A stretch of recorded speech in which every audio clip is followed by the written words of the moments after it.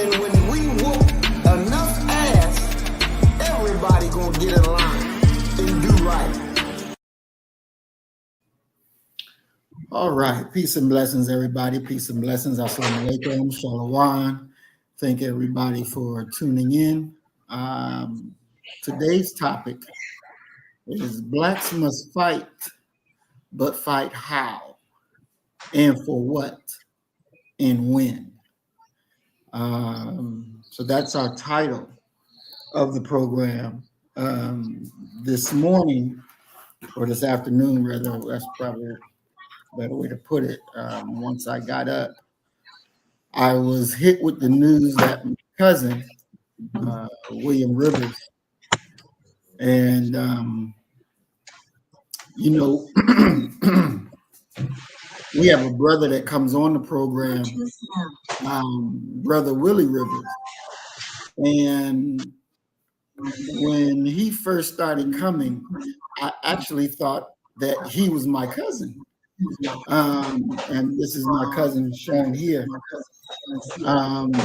But he was killed in the blast that happened in Jordan. He was one of the 3 service members that was blown up.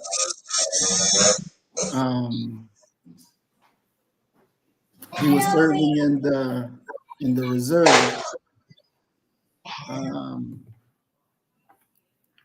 Being in the reserves, you think that your job assignment or your duty assignment is right here in America, but your duty assignment is wherever they send you. And so my cousin brother, we would call him Lil William, 47 years old, died in Jordan in that bombing. We just talked about on Friday, Doc and I, a program we did about, being in the military, and that this draft that's coming up, how will you answer the call? We got to understand and know that, as even Brother Isaiah was just saying, that life is short. Saturday was my birthday, and enjoyed the day, enjoyed the time out, and then waking up to know that my little cousin is dead because he was serving a country that didn't serve him.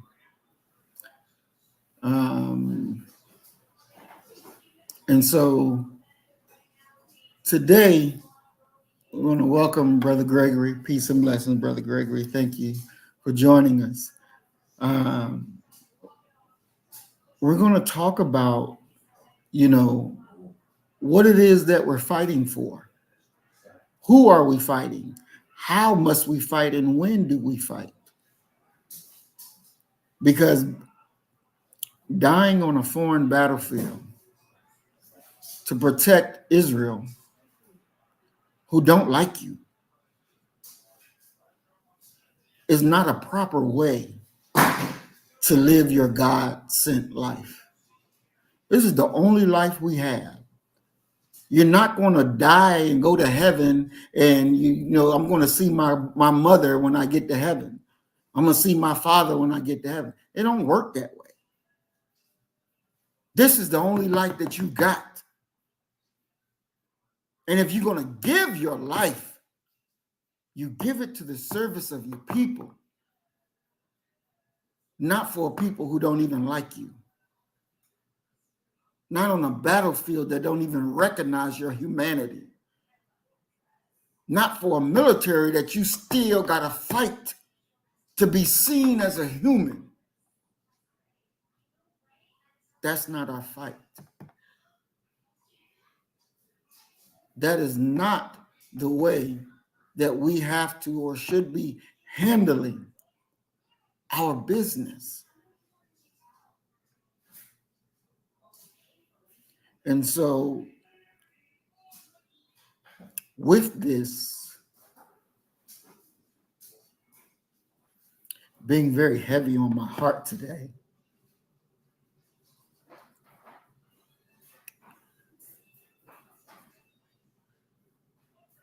want us to be able to lay it out so critically clear that a fool would have a hard time misunderstanding what we're saying.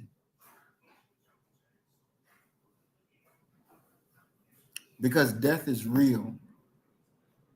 And it will touch each and every one of us.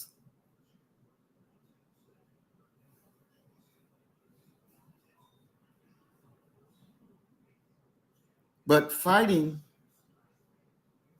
for your enemy is not the proper thing to do. And there's always a myriad of reasonings of why Black people join the military.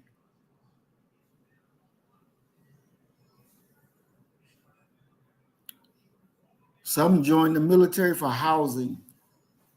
Some join the military just, a way to escape growing up poor.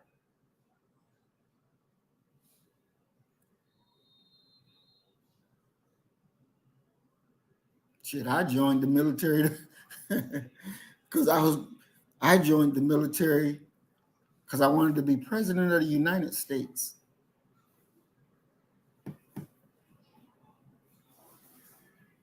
There's so many different reasons why. But if I had the mindset that I have now, if I had it then when I joined, I would have never joined. I would have never done that. Because America is not worthy of that kind of sacrifice.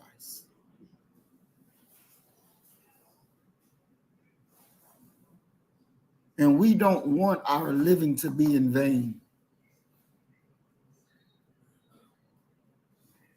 There will never be no peace in so-called Israel. There will never be peace there until they're all dead.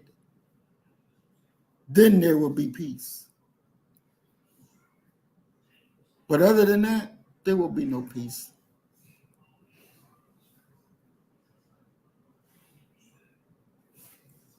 So with that, I'm going to open up to the panel. Doc, what's your thoughts? Yes, sir. Let me first offer my sincerest condolences to your family, brother. Unexpected, unnecessary, too young to go. You're literally talking about looking back on the road that we've traveled. A baby, who hasn't really, he may have identified, why he was born, but fulfilling that role and doing all the things that we're supposed to do, not only creating a family, but also ushering that family down that road until it's our time to naturally go. So I offer my sincerest condolences. Now, in regards to what I think, they're fighting over things. They're fighting over the right to exist or the right to take and what have you. I just don't see our people in a serious way fighting on any front, even non-physical fronts, to do the same thing. You're correct that we in many ways go and fight other people's wars. We go and research other people's issues while Black issues fall by the wayside. It's just a shame, it's a shame on a lot of different levels and for a lot of different reasons to see to be young, gifted, and Black, and to give that up or have it taken away from you, serving someone else, serving other people. It's these moments for me that re-solidify the idea of Black first, regardless of how you say it.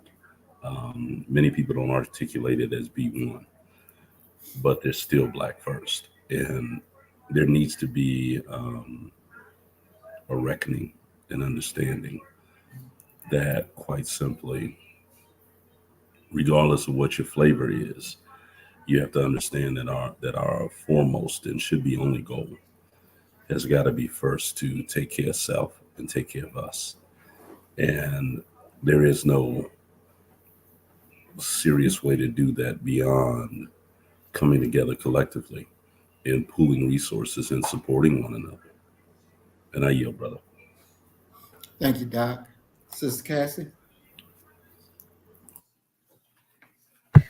Condolences and prayers for your family, for one. You know what? I was listening to when you were talking about your cousin, and it's just so sad because we don't take us serious. We don't look and bother to think for us. We allow everybody else to tell us what's important to us.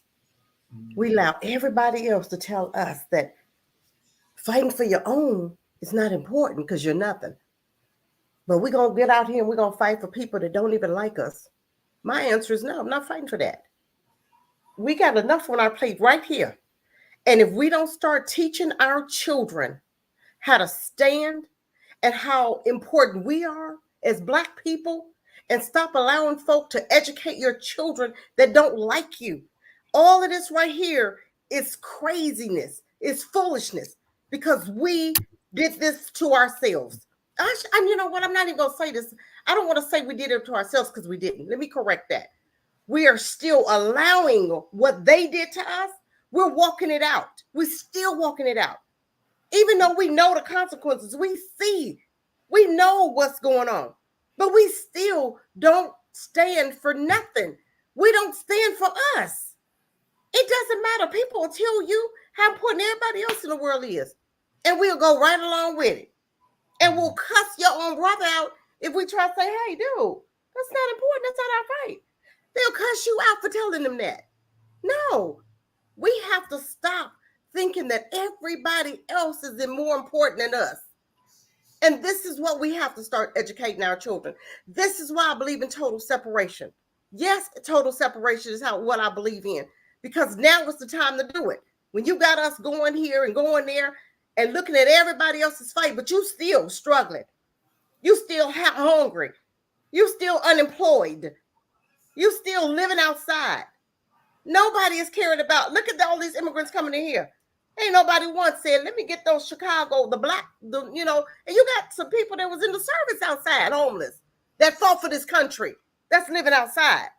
But you gave your freedom, your mind, your strength for a country that hates you. But you living outside now. They don't even have enough decency to have housing for you, but they got immigrants coming in illegally. And they're housing them, giving them $9,000 a month, and they taking good care of them. They don't want for nothing. And then they'll come up here and make fun of you because you ain't getting no money. But do we care about that? Are we making a big deal about that? Are we fighting in our own land about that? No. We going without. Everybody else around us got. They getting. Everybody I know got a check except Black folk. Are we fighting for that? Why aren't we fighting for that? If you want to join the military, I got a military for you. Cassie's military. Let's fight for our freedom. Let's fight for us to eat. Let's fight for us to have some place to live. Let's come and build. Let's start buying up our land. Start building on our land. Let's start looking at us and teaching our children us first. Black first, period. And the ones, the coons, okay, they'll be dealt with. We don't have time for them right now. We got enough stuff. So all this fighting with everybody else, enough is enough. This is senseless right here. This senseless. Senseless. Didn't have to happen. But we don't think like that. We don't ever think about us. I'm tired of seeing stuff like this. He's got his family, children, got to grow up without him now. For what reason? For what? And I'm not trying to go there. I'm just trying to help me to understand what was the death about. Not for his family, not for our freedom, not for us to eat, not for employment, for somebody else. Make it make sense. We got to stop taking life so by we just happenstance. Okay, whatever. I'm going to go over here and I'm going to fight for them. And, you know, you serious about that. But when it comes to you, you didn't even think twice about yourself. They didn't think twice about your family. They didn't think twice about anything else but them. Somebody else. And enough is enough. I pass my mic. Thank you, Sister Cassie. Brother Isaiah.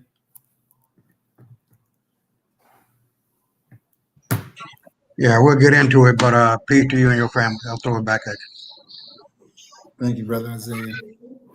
I want to welcome Earth Angel Remix to the program, Deacon of Reality to the program, Brother CJ to the program,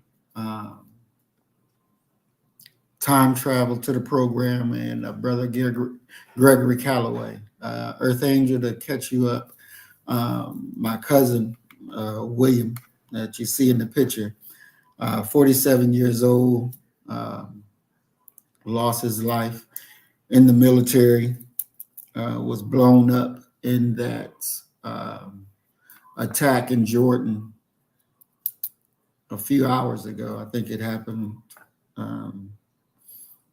And so, you know, he's a husband, brother, father, and he died serving a country that don't serve him. He died fighting for the Israeli quote unquote freedom, and those people don't even like it. So today, our topic, Blacks must fight, but fight how and for what and for when. We've been doing, actually, me and Doc did Friday, a program about our soldiers, Black soldiers in Vietnam, and what they were going through, fighting on multiple battlefields, fighting, you know, in Vietnam, and always fighting racism while you're supposed to be fighting, you know, the quote unquote common enemy. So today we're going to be very, very clear. I want us to be very, very clear on what should we be fighting for, and how do we do that, and when is it done?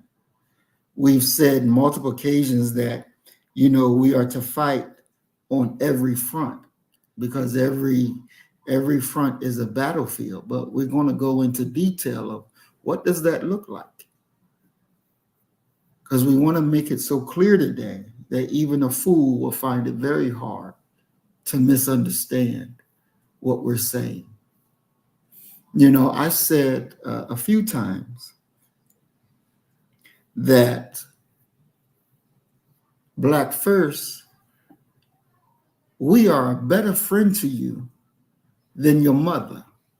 And when I made that comment in a lecture I was giving, you know, some people got offended. But I told them, your mother got you here. But if you listen and understand this teaching, this will get you staying here and living your best life. And living your best life. Not throwing your life away needlessly for something that's not even worth your time, your effort.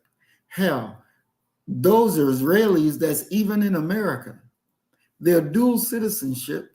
And so they get to go fight for Israel whenever that they want.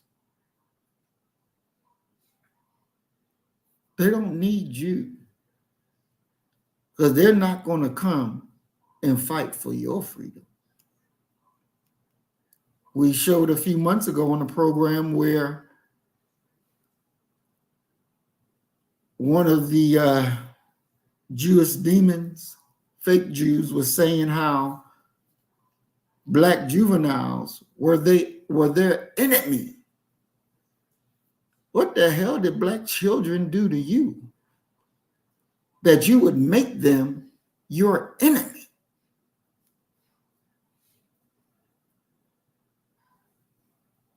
So this conversation that we're going to get in is a much needed conversation, because decisions have to be made. For me, when I was in the military, and I will definitely say I had a very promising career. But as my first sergeant told me, his direct words, you are the top of soldiers. But then when that goddamn Islam got into you, it ruined you as a soldier. And I look at my friends that were in when I was in, and they've retired now, but their bodies are all broken up. Knees are bad, back is bad. And they did their 20 years and retired when they was in their 40s. But their condition of life is horrible. Their condition of life is horrible. So I thank my Islam for saving me, because that would have been me. That would have been me. So the first thing we need to talk about is, what are we fighting for? Doc, we'll start with you. What are we fighting for? You know, unfortunately, I can't speak for the entirety of the Black nation, because there are some of us that I truly believe are not fighting at all, are not even aware that they're involved in a fight, in a war that has gone on since Africans arrived on this continent under European control in 1619. Now, what should we be fighting for? Mm-hmm. We should be fighting for the liberation and salvation of the Black nation and everything that's going to flow from that. I mean, you have to have, if you're Black in America, you gotta have some visceral urging to go ahead and, if nothing else, create a safe space for our babies to grow up, for our sons and daughters when they're teenagers to drive down a road without fear of them having their brains blown out by some overzealous cop, experienced or inexperienced. The fact that really we can't even say what the masses are fighting for, if the masses are even aware that they should be fighting, is a sad commentary. But put simply, we should be fighting for the liberation and salvation of the Black nation, as Khalid Abdul Muhammad would often say. And I yield, brother. Doc, let me ask you, what does liberation and salvation look like in your eyes? What would that look like? Liberation is in every way what Sister Cassie would refer to as autonomy, as independence, as not having to carry the water for anyone if you're not getting a drink out of that water, or even the majority of that water. That's what liberation is going to look like. Salvation is what old labor unions would talk about, especially socialists, talking about creating a workers' paradise, where workers were basically running the means of production during the Industrial Revolution.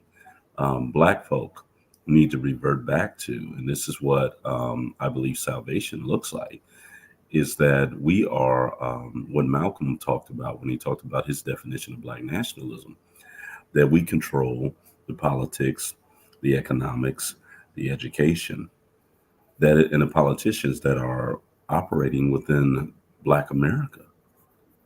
That's what salvation looks like, because in many ways, we're often looking for a miracle. And we're looking for a miracle with a God that we've never seen and that many people, that no one has ever touched. White folks' miracle, yellow folks' miracle, and now we're seeing more and more brown folks' miracle comes from picking up the phone and calling down to some politician to make some things happen. You know, you may think you need a miracle because you need the sewer lines fixed. Well, God ain't coming to deal with that. But your local councilman, your local mayor, your local politician should have the ability to put his thumb on some stuff and make that happen. The only way that's going to happen with black folk is if black folk are in charge of every aspect of their community, and others who are operating and trying to get their own things done understand that if you go over there and fuck with black people, it's going to be hell to pay.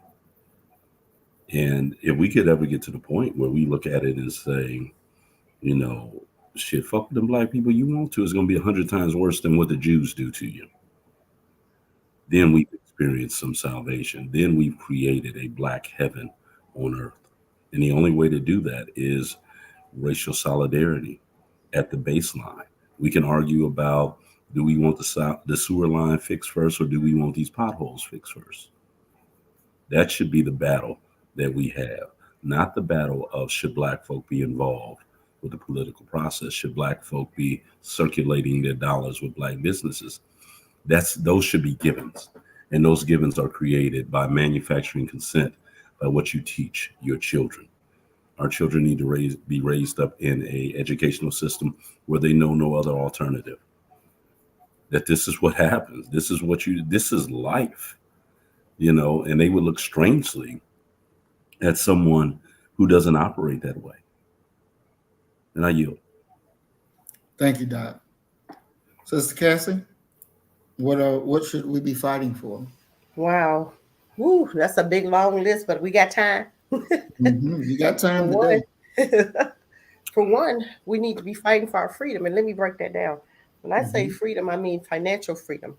And I mean like building our own communities and building our own schools, our own banks, and pooling our monies together and coming together and creating our own hospitals. We have doctors and nurses that are black, okay, that's fighting racism in the white community, the white hospitals.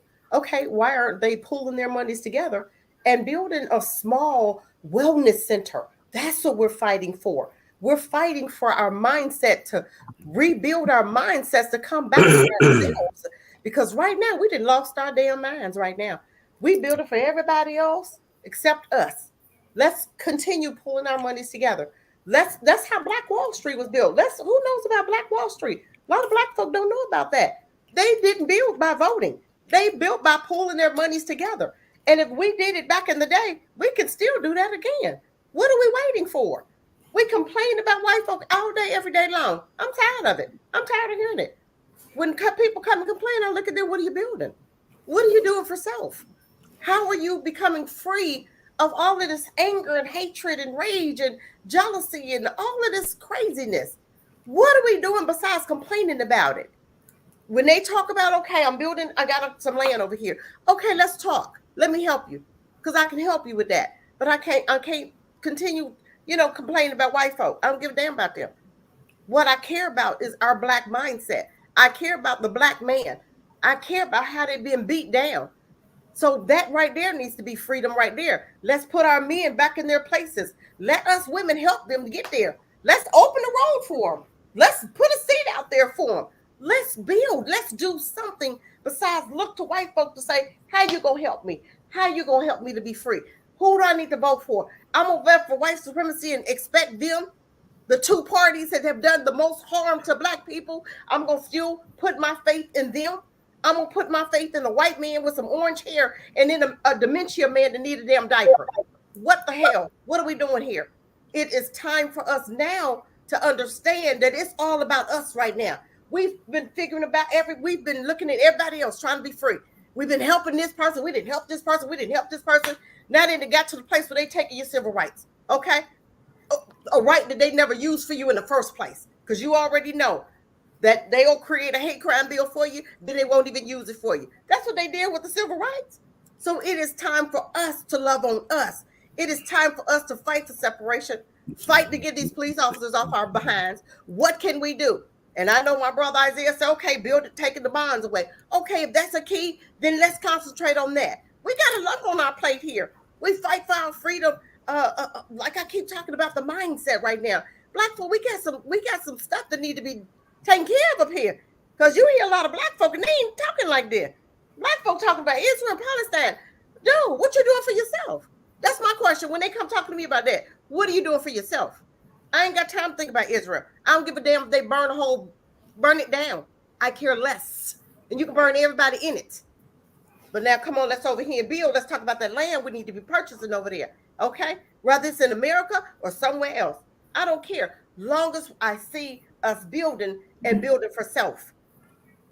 And I rest my mic. So, Sister Cassie, you're saying freedom and financial freedom to build the schools, the banks, the hospitals. Would that? How would that look within? Are you speaking of just another hospital on the block where the white hospitals are? No, I'm talking about total separation. Our own land, and we're building small. We can have small buildings. We can have a black community within America. I do believe that. And we're going to protect it. We don't do it and leave it open. But that's just like a young man. He did rehab some homes and left it open. They burned them down. Well, why didn't you have security around them? You're not learning from your past. We have to have armed men in the service. Let's put our men in the service that's retired. Okay. Let's put them to work. We have a police force. Those armed men that went to the service, they know how to do this thing. They taught you, right, Brother Maurice? They taught you how to protect the city. Okay, we need your service. We need other young men like yourself service in our community that we're going to buy.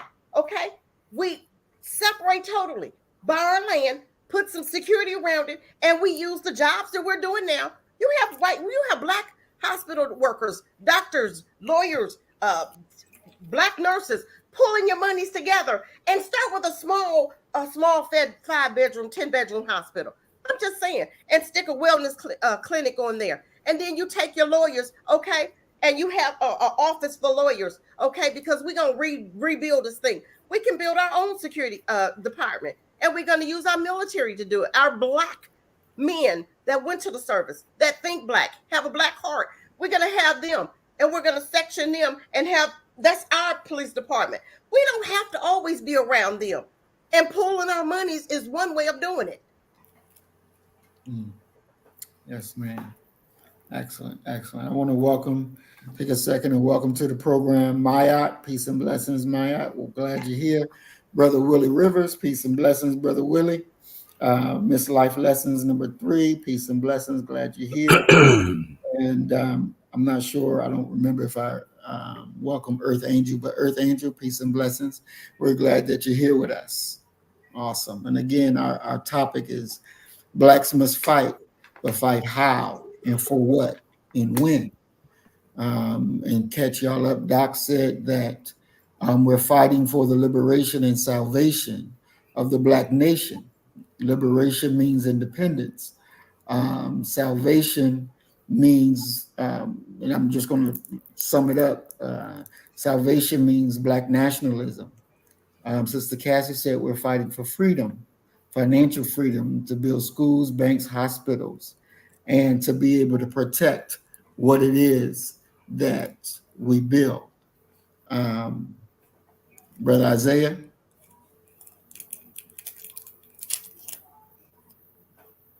Okay. Brother Isaiah, are you there? Yeah, y'all done covered a whole lot. I ain't got to say nothing, really. Well, let me say this. In the book of Niggalation, chapter 56, verse 1. Y'all niggas ain't gonna let it go. Just that simple. How much of a majority or minority it may be to let go of the ideals and idealism and concept of this matrix that we're living in, that has been built by white folks based on lies and deceit. For me, I ain't gonna never give up on our people. Never. But I question the motive. Ski yee, bitches on the corner, hoeing, niggas on the corner selling drugs and shooting. This is where it's at. And it all began in the 1970s going into the 80s when music was about black liberation. Then all of a sudden you get the gangster rap and it goes down from there. There's a black guy, and you know him very well. He was an inventor coming from Serbia by the name of Tesla. Black guy, if you don't want to believe that, that's fine. But I know he was. All right. The concept of God is about frequency, vibration. And where you put your mind at, where you put your heart at, where you put your soul at, you are feeling God. Do you understand what I'm telling you? 528 megahertz. There are certain fabrics that vibrate, that give off a frequency that affects you, whether you want to believe that or not. So there's a whole lot of things that go on that people just don't understand. Now, when I look at, what's the name of that country?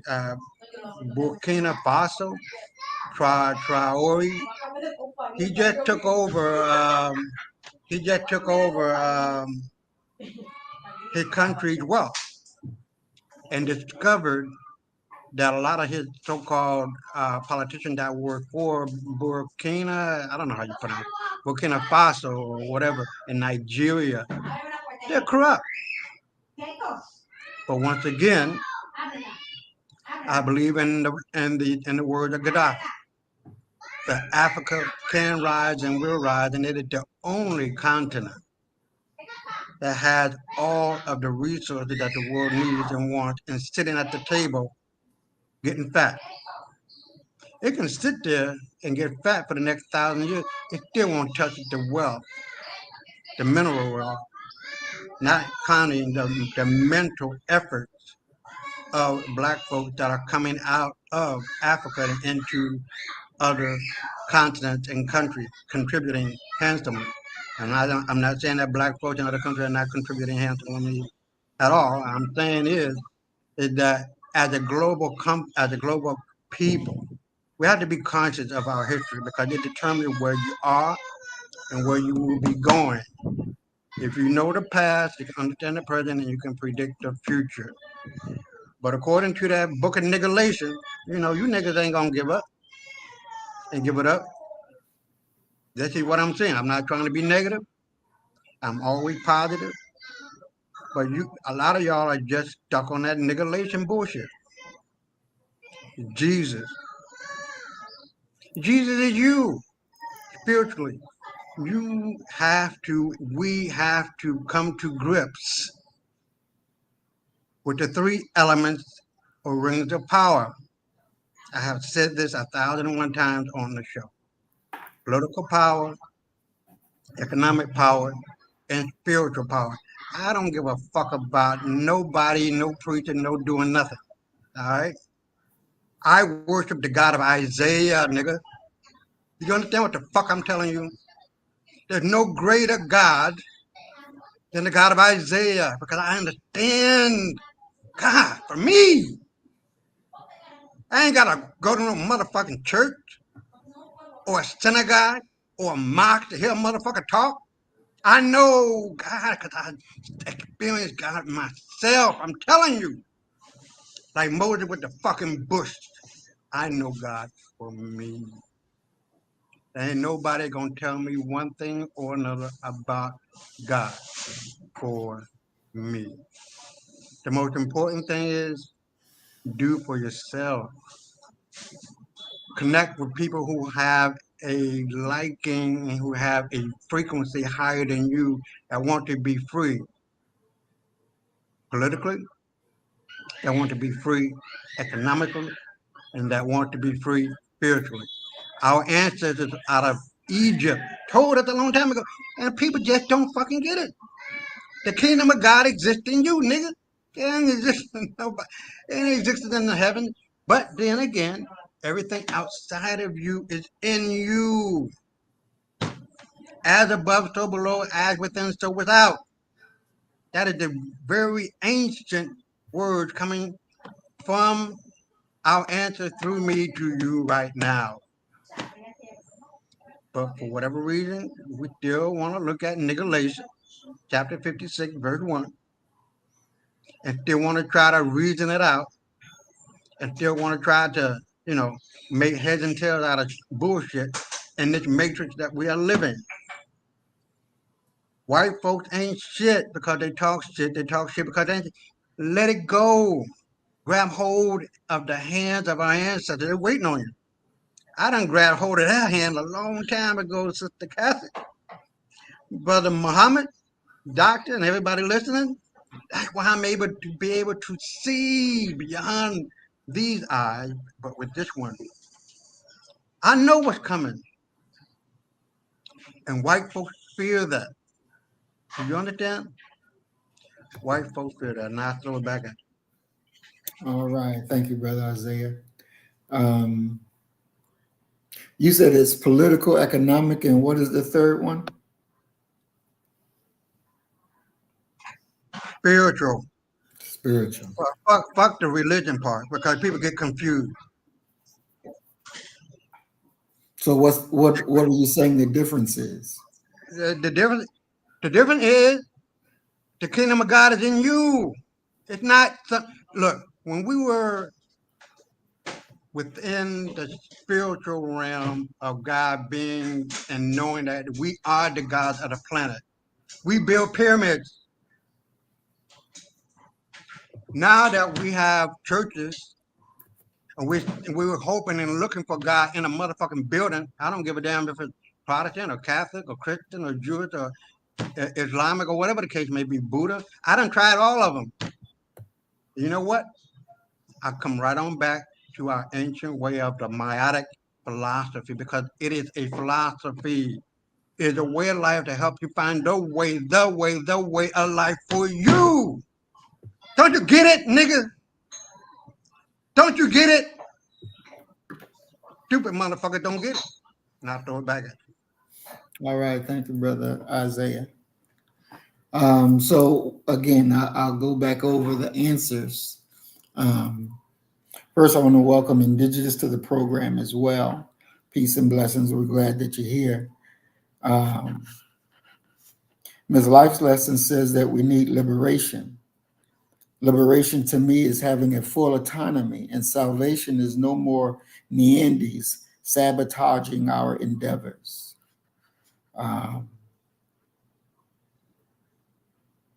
Mayat says, one of the first things we need to do is forsake religion, all forms of it. It's time to embrace common sense. Religion was created to divide. Earth Angel says, oh, go ahead. Say Earth Angels. I was going to say, Earth Angel has the we're all tired and, thinking that we can't do this by ourselves. They've gotten us so twisted. We built this by ourselves. You know what I'm saying? So now they have you convinced that you can't do anything without them. They have you totally dependent on them for your every breath. And that's very dangerous, Black people. You don't depend on people for your every breath. Who said that's a dangerous thing? Was it Malcolm? Somebody said you can't depend on, was it Malcolm who said that? That is very dangerous to depend on your enemies for your every breath. This we're the deadliest. We can't even plant. How many know how to do a garden? How many know how to hunt? We used to know how. Who taught them? We did. So now we're depending on them for everything. That's pathetic. This is disgusting. We won't build unless they tell you it's okay to build. Black family, you can build. They're not going to tell you that. We just found out somebody said it was 33% of us now. Okay. I always knew it was more than 13% of us, but we had somebody Black, white until they told you it was okay to believe. Okay, now you can. They're not going to ever tell you it's more of us than them. They're not going to tell you that. But we have to get down and we have to start thinking for ourselves and doing for our future generations. They build for future generations. We don't. We build, we look at today, we look at now, and we just right here and right now. No, we getting ready to get into a civil war. I hope you guys understand that. Texas ain't playing over there. We got two countries getting ready, two parts of America getting ready to clash. Are we looking at that? I'm looking on internet, on Facebook or YouTube, and I see all these videos talking about black folk. That's crazy stuff. We need to understand what we need to be doing. How are we preparing for what's coming? We got to get busy. This is not a joke. And we don't understand. I seen the sheriff on, what was that you, Brother Maurice, that showed the sheriff that said, if you have a gun, you better shoot, and you better shoot quite often. Sit there if you want to, black folk without a passport, without guns and without bullets. And I'm not telling you to go out here. I do not condone violence. I condone defending yourself and your family. Half black folk don't even have passports. You have to get out of here. Where you going? How you gonna go? You can't even show a passport. We're so undeveloped. And for what reason? Because white folk didn't tell you it's okay to prepare. You better think for yourself. You better look around and see what's going on and get your shit together. I rest my mic. Excellent. Doc, would you like to make a comment? It's just the basic building block things that we've been talking about. I'm sure that whatever God that there is that loves black folk, I'm sure he's tired. I mean, he sent you. We historians refer to the 20th century as the American century. Across the American century, he sent you many prophets, and he's always sending you someone who, although they're, the cultural context may have been different between Booker T. Washington and Marcus Garvey, the Most Honorable Elijah Muhammad, Malcolm, Martin, Farrakhan, Medgar Evers, and the list goes on and on and on and on. The core message has always been the same: loving oneself enough to create some solidarity within yourself and supporting each other. As a labor historian, I would love to put all my faith in the development of a workers' paradise where black and white workers work together for the same thing. But history has told me that they're not to be trusted, that they're going to want the lion's share of all benefits and profits that come off of anything. So I can't go there with them. They got to make that first choice, that first step, those first several steps for me to even consider trusting them or really working with them in a way that causes me to ignore my own people. It has been, and it always will be for every group, nationalism.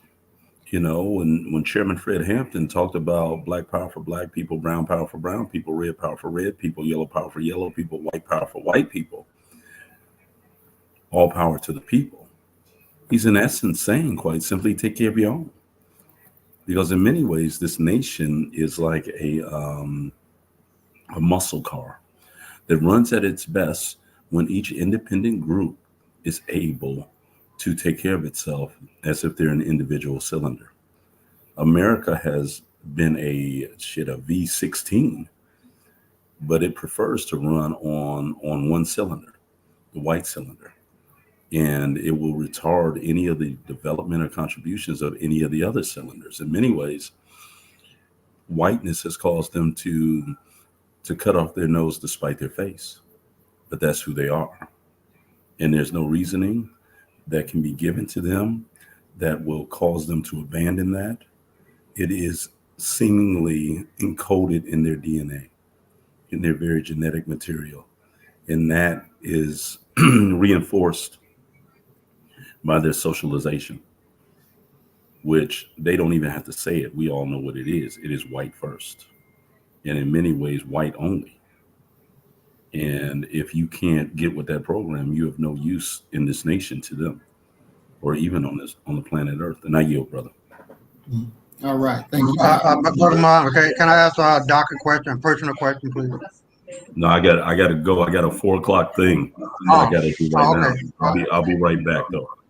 I'm not Okay. leaving. Well, I'm not leaving the well, show. let me ask you that question. Then when you get back, you can answer it. What religion are you? And if you believe in Jesus, Can you put why? it? Can you put it in that private chat? And when I get Okay. back, Okay. I'll deal with it. All right. Yeah. Listen, Brother Muhammad, I'm tired of white folks, man. Talking about white folks. For what? The problem of the world is white folks. Or at least they think they're white. They're not white. They are children. We gave birth to these motherfuckers. They come from Dravidian albino. They're mentally deranged, psychotic, delusional, crazy. There's no other way to look at them but to have some kind of ill will towards them because they have no more bones in their body. I'll get to that in a minute, Doc. But man, look, we cannot afford to give these bastard children of ours one molecule of oxygen. Put them on life support. Who cares? We are seeing it on a daily basis, Brother Muhammad. Netanyahu, I thank him in the name of Yah, not for what he's doing and for the death that he's causing, but a pure fact. Tell me if I'm right or wrong, Sister Cassie. Tell me if I'm right or wrong. We are witnessing the worst people on the fucking planet killing and doing what they do naturally. This is what they do. This is what they do. They have no qualms about taking your shit and killing you. They have no more bones in their fucking body. None. None. And if you think you can have some kind of a companionship with them, some kind of businessship with them, you better have a fucking gun pointed to their head. Do you understand what I'm telling you? And the worst fucking white motherfucker is the black motherfucker who look black, look just like you, but white on the inside. That's our worst enemy. It's not white folks, because we can see them coming. But if you look at all of our leaders, they have always been what they call that black traitor. You know what I'm talking about. Damn it. Huh? The Matthews, something like that. The one that turned on you. You know. Damn it. Well, fuck it. Judas? You know what I'm talking about. Judas. Judas? Yeah. You know what I'm talking about. Yeah. It's always been a brother that is helping these pink-skinned motherfuckers to win. The Yamasee were fighting the colonists, and it was the Cherokee that helped them win. It's just a repeat. It's like pushing a button, bump, and you repeat it. History repeats this motherfucking stuff until we learn our lesson. It's on repeat. I'm here to tell you, man. White folks are on the way out. They're hollering and screaming and kicking. Do you understand what I'm telling you? They fear the repercussions of their actions of a long time ago. I had just seen, brother, I think I sent it to you. There's this woman that's running for president that went to a white church and had some black people in it. All the white people were going to the black congregants asking for forgiveness. Listen to what I'm saying. Asking for forgiveness because they know that the sins of the father and mother are always visited upon their children. You understand what I'm telling you? They got hell to pay, and it's going to be for motherfucking eternity. Do you understand? Isaiah 14:2. I shall make footstools out of your enemy that have taken control of you. You are my beloved children, my chosen people. This is not no motherfucker. It's being played out right now. Now, do we have to do anything? Yes, kill them. Shit, what the fuck? If you got somebody killing you, like the Palestinians, and this is what really pisses me the fuck off. The people that I wrote to, Omar Suleiman and Sami Hamdi, fuck them motherfuckers. This is a fucking race war that is going on in Palestine. The indigenous people of Palestine look like me and you, and every other shade down to Doc. Do you understand what I'm telling you? This ain't got shit to do with politics. This ain't got shit to do with oil. This ain't got shit to do with this shipping. Ain't nobody talking about this shit but me, that I know about. And I have written countless times, countless, to these Arab motherfuckers, getting on TV and talking about some bullshit. Everything that ain't supposed to be talked about, that is being talked about, ain't supposed to be talked about. It's about some bullshit. It ain't about the real shit. The Moors put that motherfucker in a WAF, a trust for us today, 1,000 years ago. Because they knew and they could see what was going to happen later on down the line. These white motherfucking Jews ain't got shit to do with the land. They have no tie to that motherfucker. They have no tie to Abraham. They have no connection. Not even to Germany. What the fuck? They come from Central Asia, nigga. I done said this 1,001 times. These motherfuckers are worthless. They'll kill a fucking mother if they know they can get over and get on about their motherfucking business. And I throw it back at you. All right. Thank you, Brother Isaiah. So the next question. Drink my coffee. All right. The next question that has to be dealt with, since now we know what we're fighting for or should be fighting for. Now the question has to be answered: how do we fight? What does that look like? Sister Cassie? For one, I think I kind of explained, we got to save our monies. We got to pull our monies together. I hope right now we are saving up, and not just in the bank. You guys have to start investing in other things besides just, banking. We have to start pooling our monies together. And I do believe that that's the only way. Finding land, whether it's here or my thing is, I don't really believe in, doing a lot of building here, because I do believe that it's done. It's for me, it's not even a reason for me to even build here.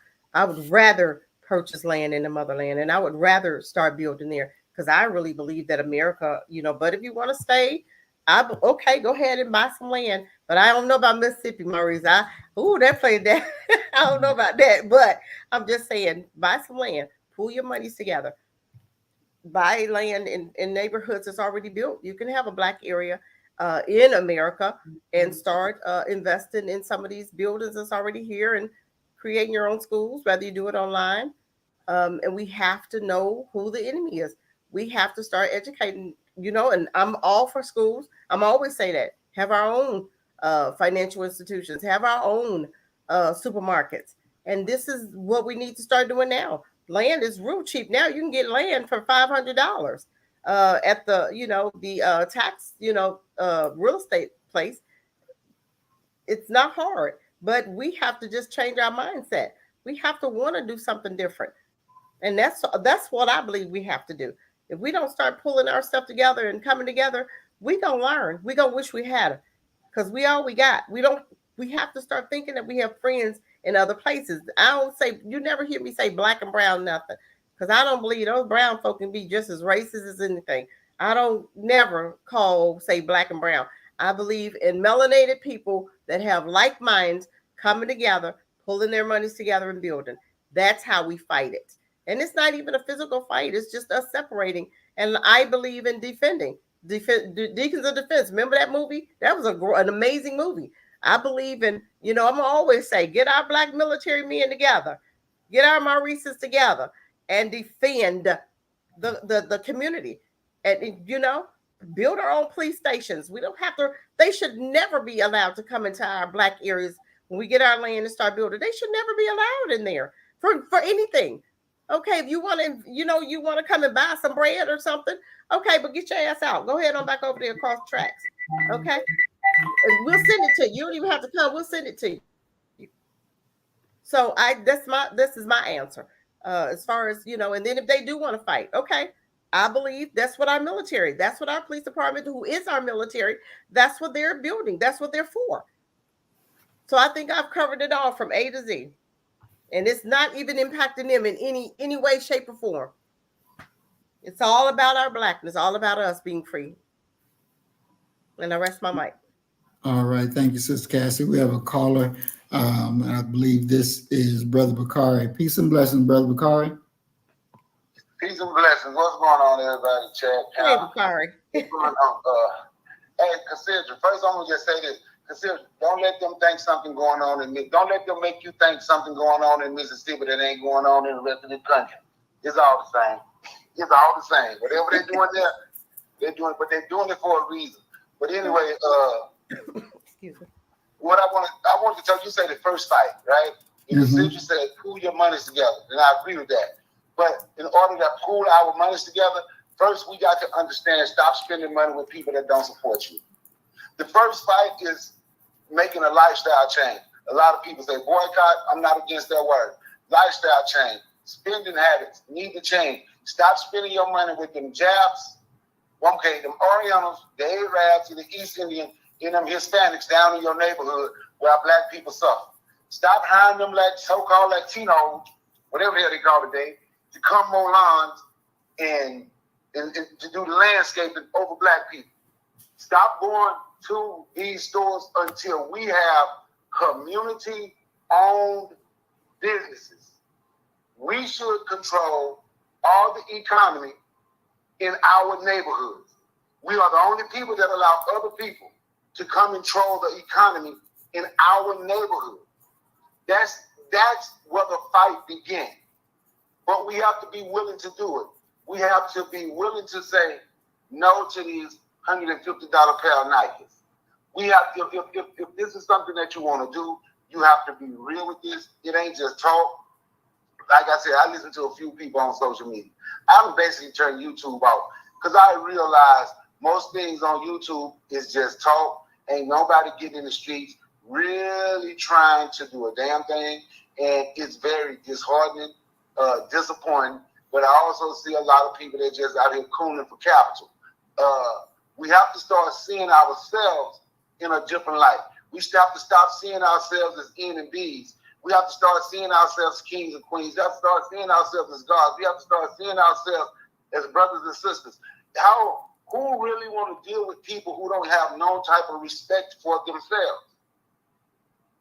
If you don't show respect for you, right, who else will show respect for you? We can scream reparations all we want, and they have shown you they're not going to give you anything. But they see the lack of respect that you have for yourself. So why would they respect you and say, I'm going to do something for you when they can look? Because I'm going to tell you right now, if they gave us reparations right now, with the habits that we have, they could give every black person in this country, $350,000 right now. And with the spending habits that we have, it wouldn't change nothing. It would not change.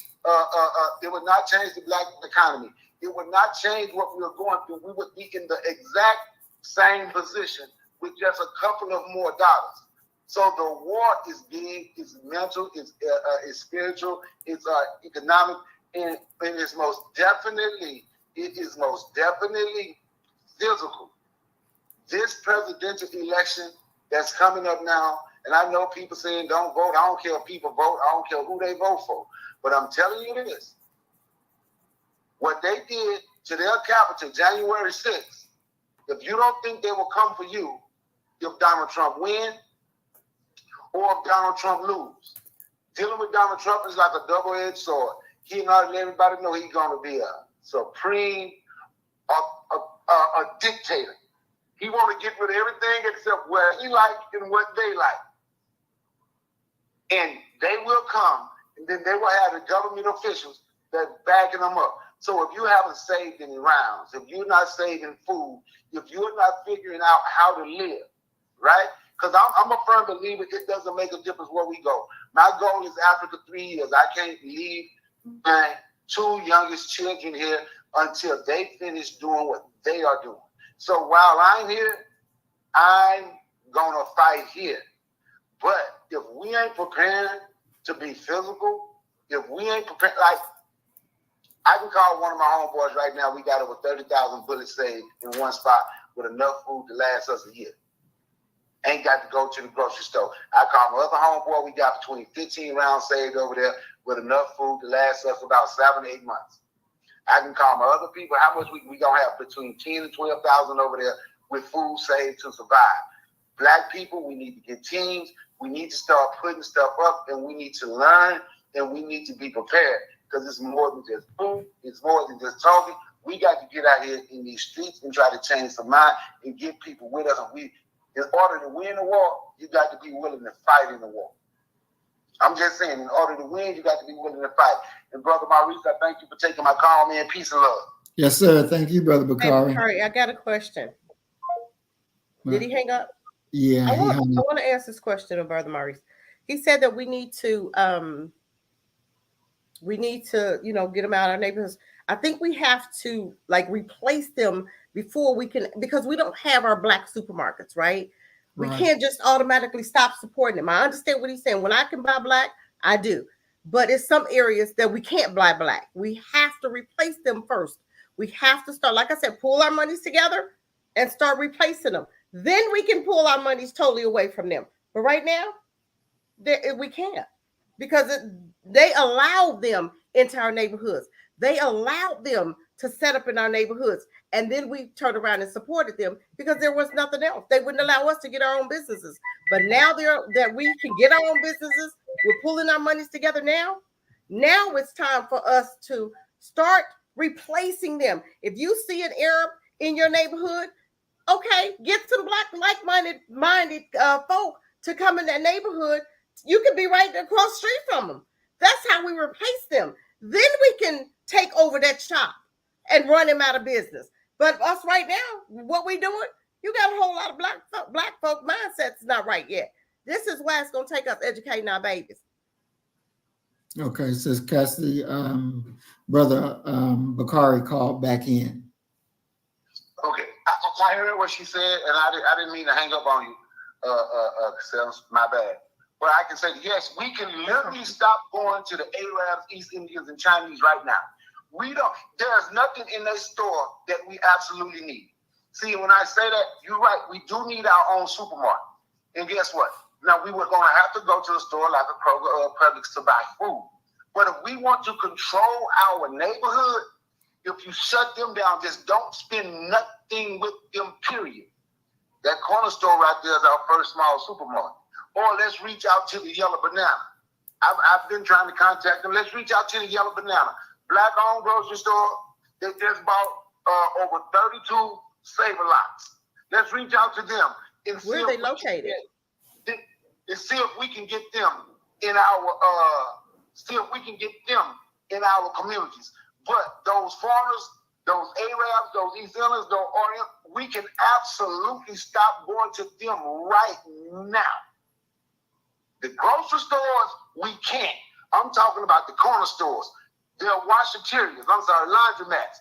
Those things that they have in our communities, we can stop going to them now. We have to, and I agree 100% what she said. We have to pool our money. But that's where it comes with community-owned businesses. And when you're dealing with community-owned business, first you want to deal with people who have been a part of that.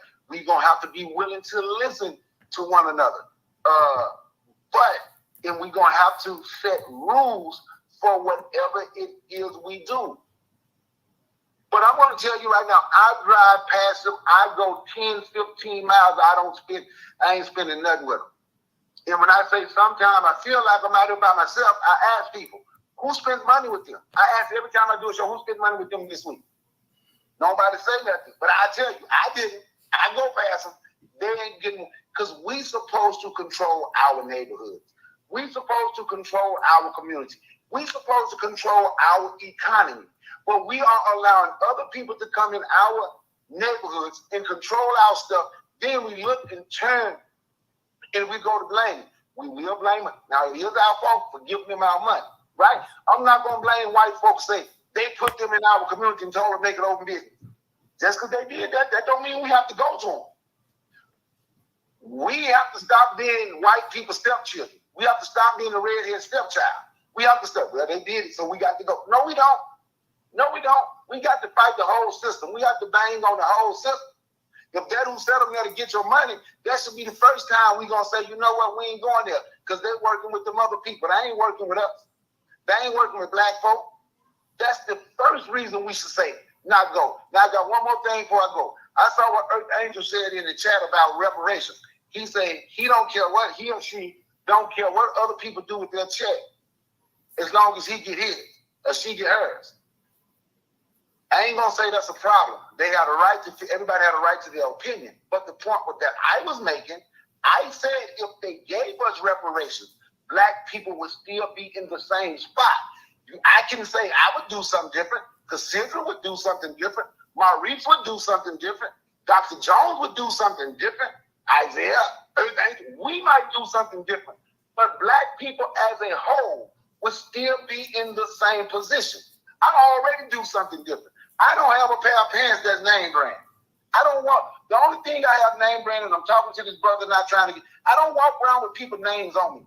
If it ain't black, if it's not a black man, ain't nobody ever know what kind of shirt I got on, what kind of pants I got on. The only thing, my sneakers, because I couldn't find it, I got messed up my feet in the military, and I don't spend over $40 on a pair of them. I go get shoes that was way, way, way old. I don't care about that no more. So I don't go and shop and spend all my money on, I got Levi, I got Gucci, I got Louis Vuitton. No, I don't do that. I don't do that. And those are some of the things that we have to stop doing because we support, not intentionally, but we really support our own demise. We support the people that we're fighting, who we say won't give us nothing, but we still support them and make them richer. You know what I mean? I'm just saying. Bakari, I want to ask you, who's the yellow banana? So I agree with a lot of that. Consider I agree with a lot of what you said. Who's the yellow banana? Who are they? Where are they at? The store that you were mentioning. Who's that? It's a brother from one brother from Nigeria, a brother from Puerto Rico, and an African American brother. 3 brothers came together and bought the grocery stores. They own 32 of them now. I want to say they own some in Charlotte. I know they just bought up every Save-A-Lot in Jacksonville, Florida. And if you read their mission statement, I've read it, I've been trying, and I'm going to continue to reach out to them. Their goal is to solve the food crisis in our community. That's their goal. That's why they're buying up these grocery stores in the black community. They're called the Yellow Banana. And they say they want to be, whenever there's a Save-A-Lot, they plan to buy and own every Save-A-Lot. And that's their goal. They own 32 of them now. Okay, awesome. And they're called Yellow Banana for real, grocery stores. Yes, the Yellow Banana. The Yellow Banana. That's the name of it. And matter of fact, Cassandra, I thought you knew. So if anybody on whatever y'all trying to do, like I said, I get a little busy sometime. You know, if you go through and you read that stuff, they let you know the community outreach they have and things they want to help with the community. If you have a 501c3, how they want to help in the community. Yes, and it's black owned. Okay, I'm looking at it now. I seen it. Yeah, they are. Bananas, a retail grocery platform that owns and operates 38 stores under the Save-A-Lot banner across Cleveland, Chicago, Ohio, Milwaukee, Jacksonville, Dallas metropolitan areas. Founded in 2021. So yeah, it is. Wow, I'm gonna be looking them up. I love it. Yes, thank you for that. Now that's how we grow, right there. We know of stuff. We need our own website to let us know what's out there. Out to. Say again. So on that note, I'm going to go peace and blessings once again. Thanks again, Brother Maurice, for taking my call. Yes, sir. Thank you, dear brother. And thanks everybody in the chat for listening. Thanks everybody on the panel for listening. Thank you, Bakari. I'm going to listen offline. All right. Thank you, bro. Bakari, you don't know nothing. Be quiet. I love him. That's my brother right there. Boy, I tell you, this is good news. I love to hear about these people. I'm gonna look them up more. But the yellow banana, this is and they really do exist. I'm looking at them. Yeah. So this is a place, you guys, where we can start right there. Can y'all see that? The yellow banana? There they are right there. So we need to support. We need to start supporting them. But I wonder, what does it mean when it says is they open but under the Save a Lot banner? What does that mean? Because that means something. If you're under Save a Lot's banner, so are you working in conjunction with Save a Lot? That means we have to look up Save a Lot and see what they stand for. Because they closed all of their stores. We had one here in North Carolina. They closed that one too. All the Save a Lots have closed. So let me ask you a question. Even with that, we have to start somewhere. Do we start that way and then bloom out into our own, or do we recreate the wheel? Well, honestly, for me, I and like you said, we have to look more into it. I'm very cautious about the wording that it says on there, because that may not necessarily mean that they're free and are autonomous on their own. As McCarr said, they got started under a Save a Lot and had to work with them to purchase them. So does that mean that they're free of Save a Lot's influence and control?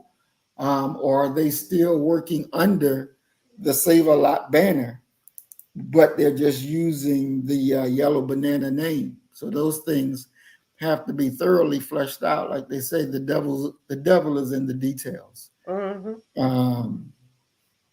But understanding the economic problem that we're facing, we definitely, I agree with Brother Bakari that, we can shut down these stores in our community by stop shopping there. Once that store closes, then you go and open it up. You don't even have to wait till the store closes. Just go find you a spot and open it up. That's what warfare is when you're dealing economically. I know that what's his name? The guy who got a white wife, who used the 19. Which one? 18, the one that Byron Allen. Oh yeah, him. Oh God. Now Byron Allen does a lot of economic of business run things, but in a lot of his dealings, he's not 100% free of control from the enemy. Right. So he's really not 100% independent and has that autonomy to do and say and go how he pleases. Yeah, so he's not black first either. No, he's not. He's definitely not. So I think that what we have to do is, one, as you say, stop going to these community-owned stores. Stop that. Open your own store in your community in which you live. Develop relationships with the members of that community and help to teach them why they should be shopping at your place versus shopping at the enemy spot. Right. These are things that can be done now. When you're talking in terms of grocery stores, that's something that's going to take a collaboration where we're pulling resources with one another. You don't have to go to the enemy to get that done. You can pull resources amongst ourselves and make the proper connections to open up, your first grocery store. Mhm. And again, the process of teaching your people why you should shop here versus going to Walmart or Kroger or any of these other spaces.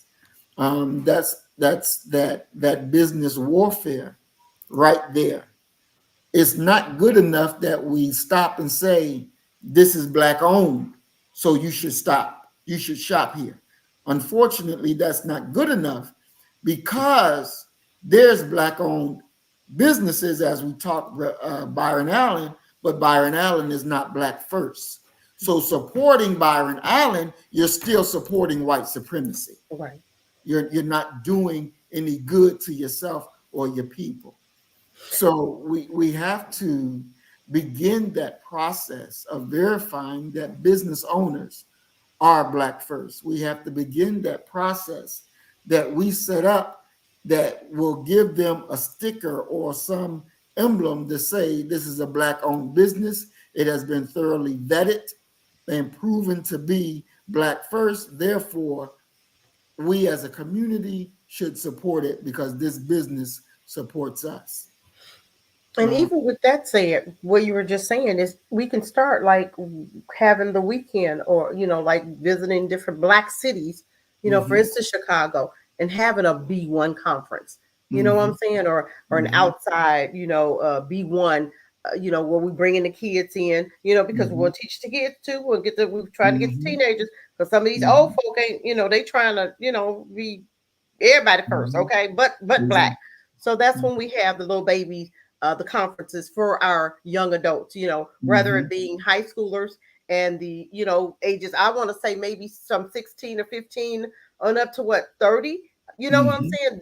These are things that we could be doing now, so if you are in an area, if you see where you can have like an outdoor a thing coming up this summer, I think we need to be doing that globally, going to these different cities, having those B1 conferences.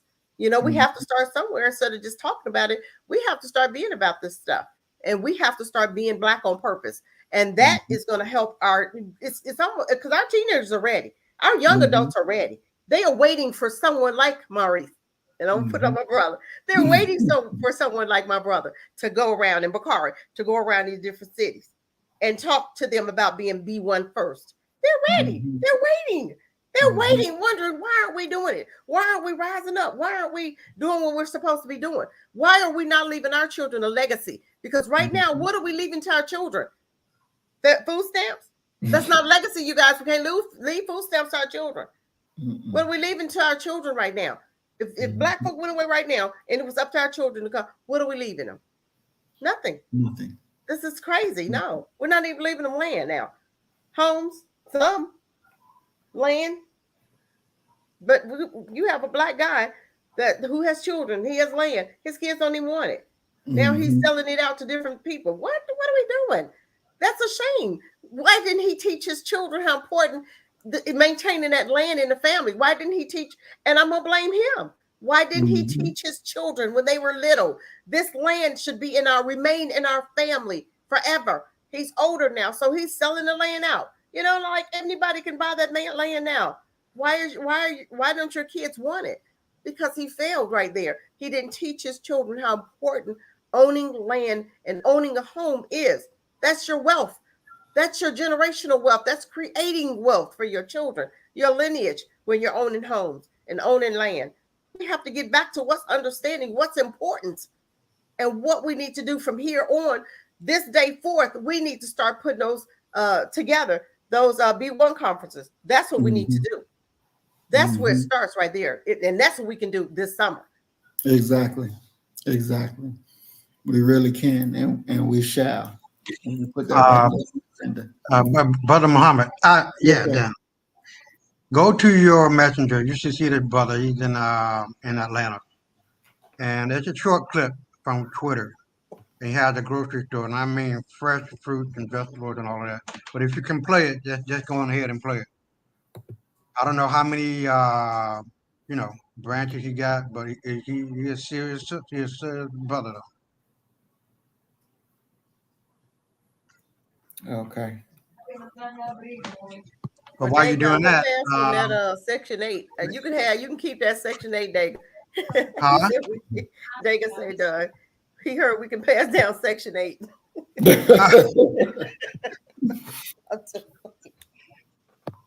Oh, wow. Okay. Man, We can't hear it. show a few clips. It's in Atlanta. It's an outdoor market. We just threw up a big old tent. Can you turn it up, Brother Murray? Side up. Oh, you can't hear it? Strong park. That's the loudest it can go. Shop. That's the loudest they got it recorded. Oh, okay. All kind of naturally grown organic products. Man, getting the fresh peanuts. It says the first black-owned farm and grocery store in Atlanta, Georgia. So we moving. You know, it might be slow, but we're gonna get there. Yeah. You know what I mean? We're gonna get there. Is the farm. And back through the woods. That's our outhouse. Well, let me say this. It ain't. Oh, I'm sorry. Just go ahead and read it. Listen to it. So whenever we throw get-togethers out here in the woods, there's cleared spaces, and twice a year there'll be like 300 tents. People staying for a whole week. My whole tribe, my whole family. So we're on a serious come up, and you know what's the name of that children's story where the giant is laid out and the little people are tying him down? The Gulliver's Travel. Is that right? Is that right, Sister Cassie? Mm-hmm. Gulliver's Travel. And you Where said he come upon a. I think that's right. But anyway, there's a picture of a man being tied down by these little human beings, right? And I think that is Gulliver's Travel, if I'm not mistaken. And it's all white people, and the guy that they are tying down is a black guy. And all of a sudden, he's waking up and he's breaking these bonds and these ties and these ropes and these chains. And the sentence says, he's waking up. Uh-oh, he's waking up. Do you understand what I'm telling you? oh, it's time. Oh, we Yes. Look, it ain't going to be long. I ain't talking about no 20 years from now, no 50 years from now. Give it 5. And we'll be right back in the saddle again. But the idea is we got to understand, we can't allow these troglodyte-ass children of ours get control. They're vultures. And the reason why they have control is because we have been fighting amongst ourselves. There's an old African proverb that says, when two brothers fight to the death, the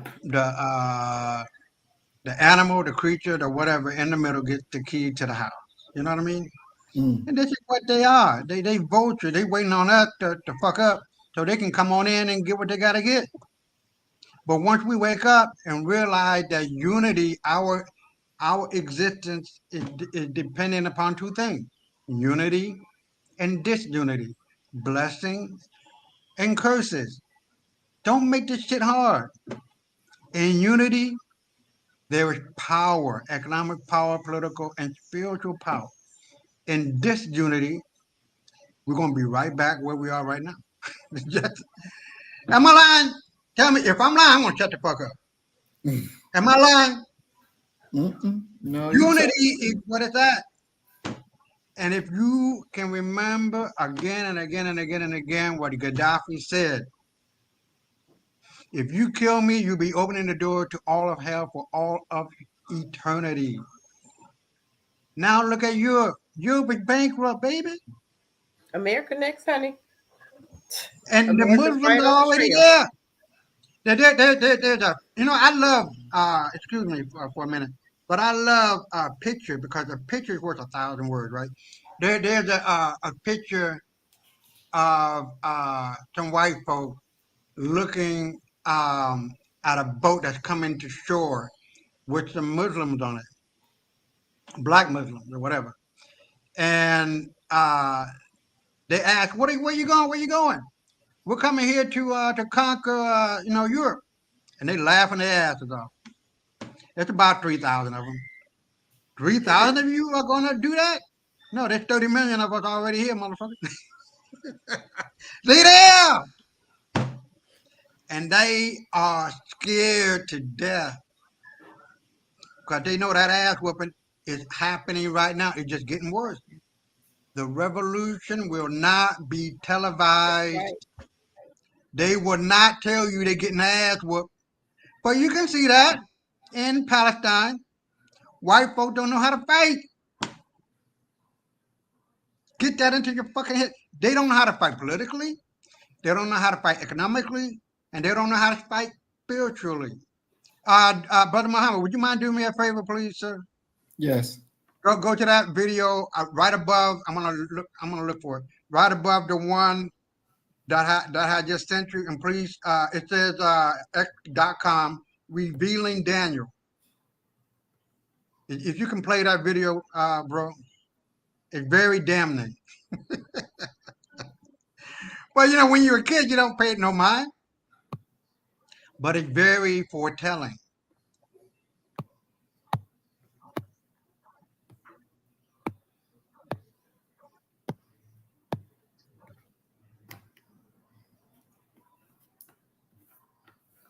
Now, start from the beginning, bro.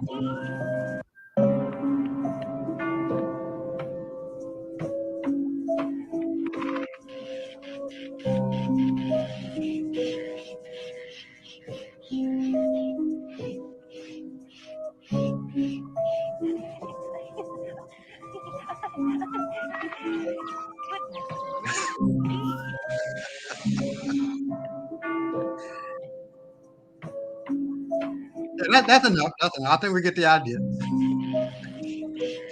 That's some tough shit. But look here. There's a mind game going, psychological, and we talked about this on your show before. Disney has it in their filmmaking. The power of suggestion is very real. Letters form words, words form sentences, sentences form paragraphs, paragraphs form what do they form?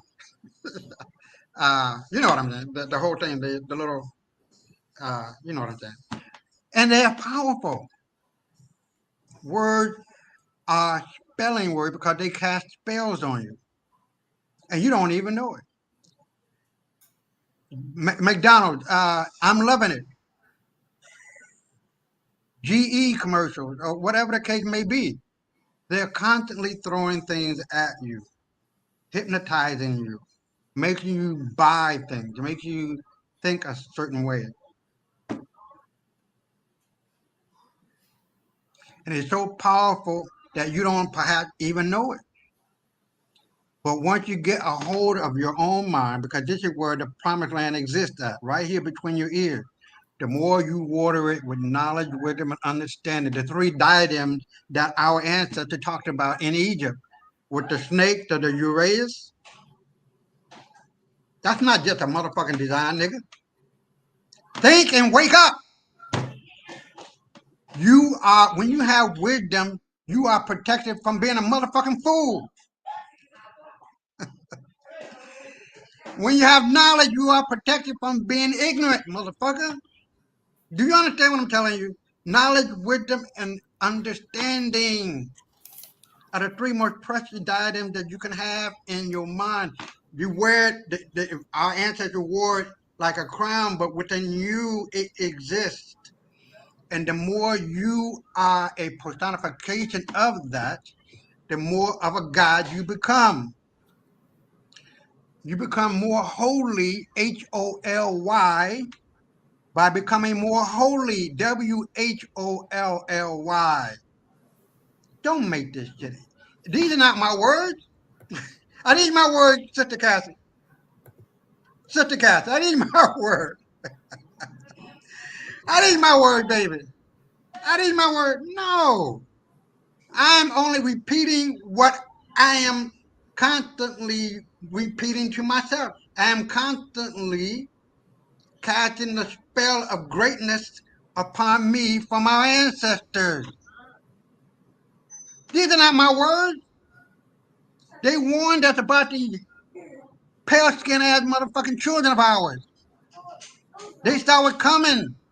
That's the reason why they put the territory of Palestine in a war. 1,000 years ago, they could see that shit. And I rest my mic.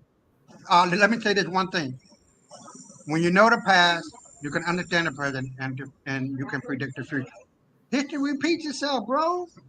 I rest my case. I throw it back at you. All right. Thank you, brother Isaiah. I want to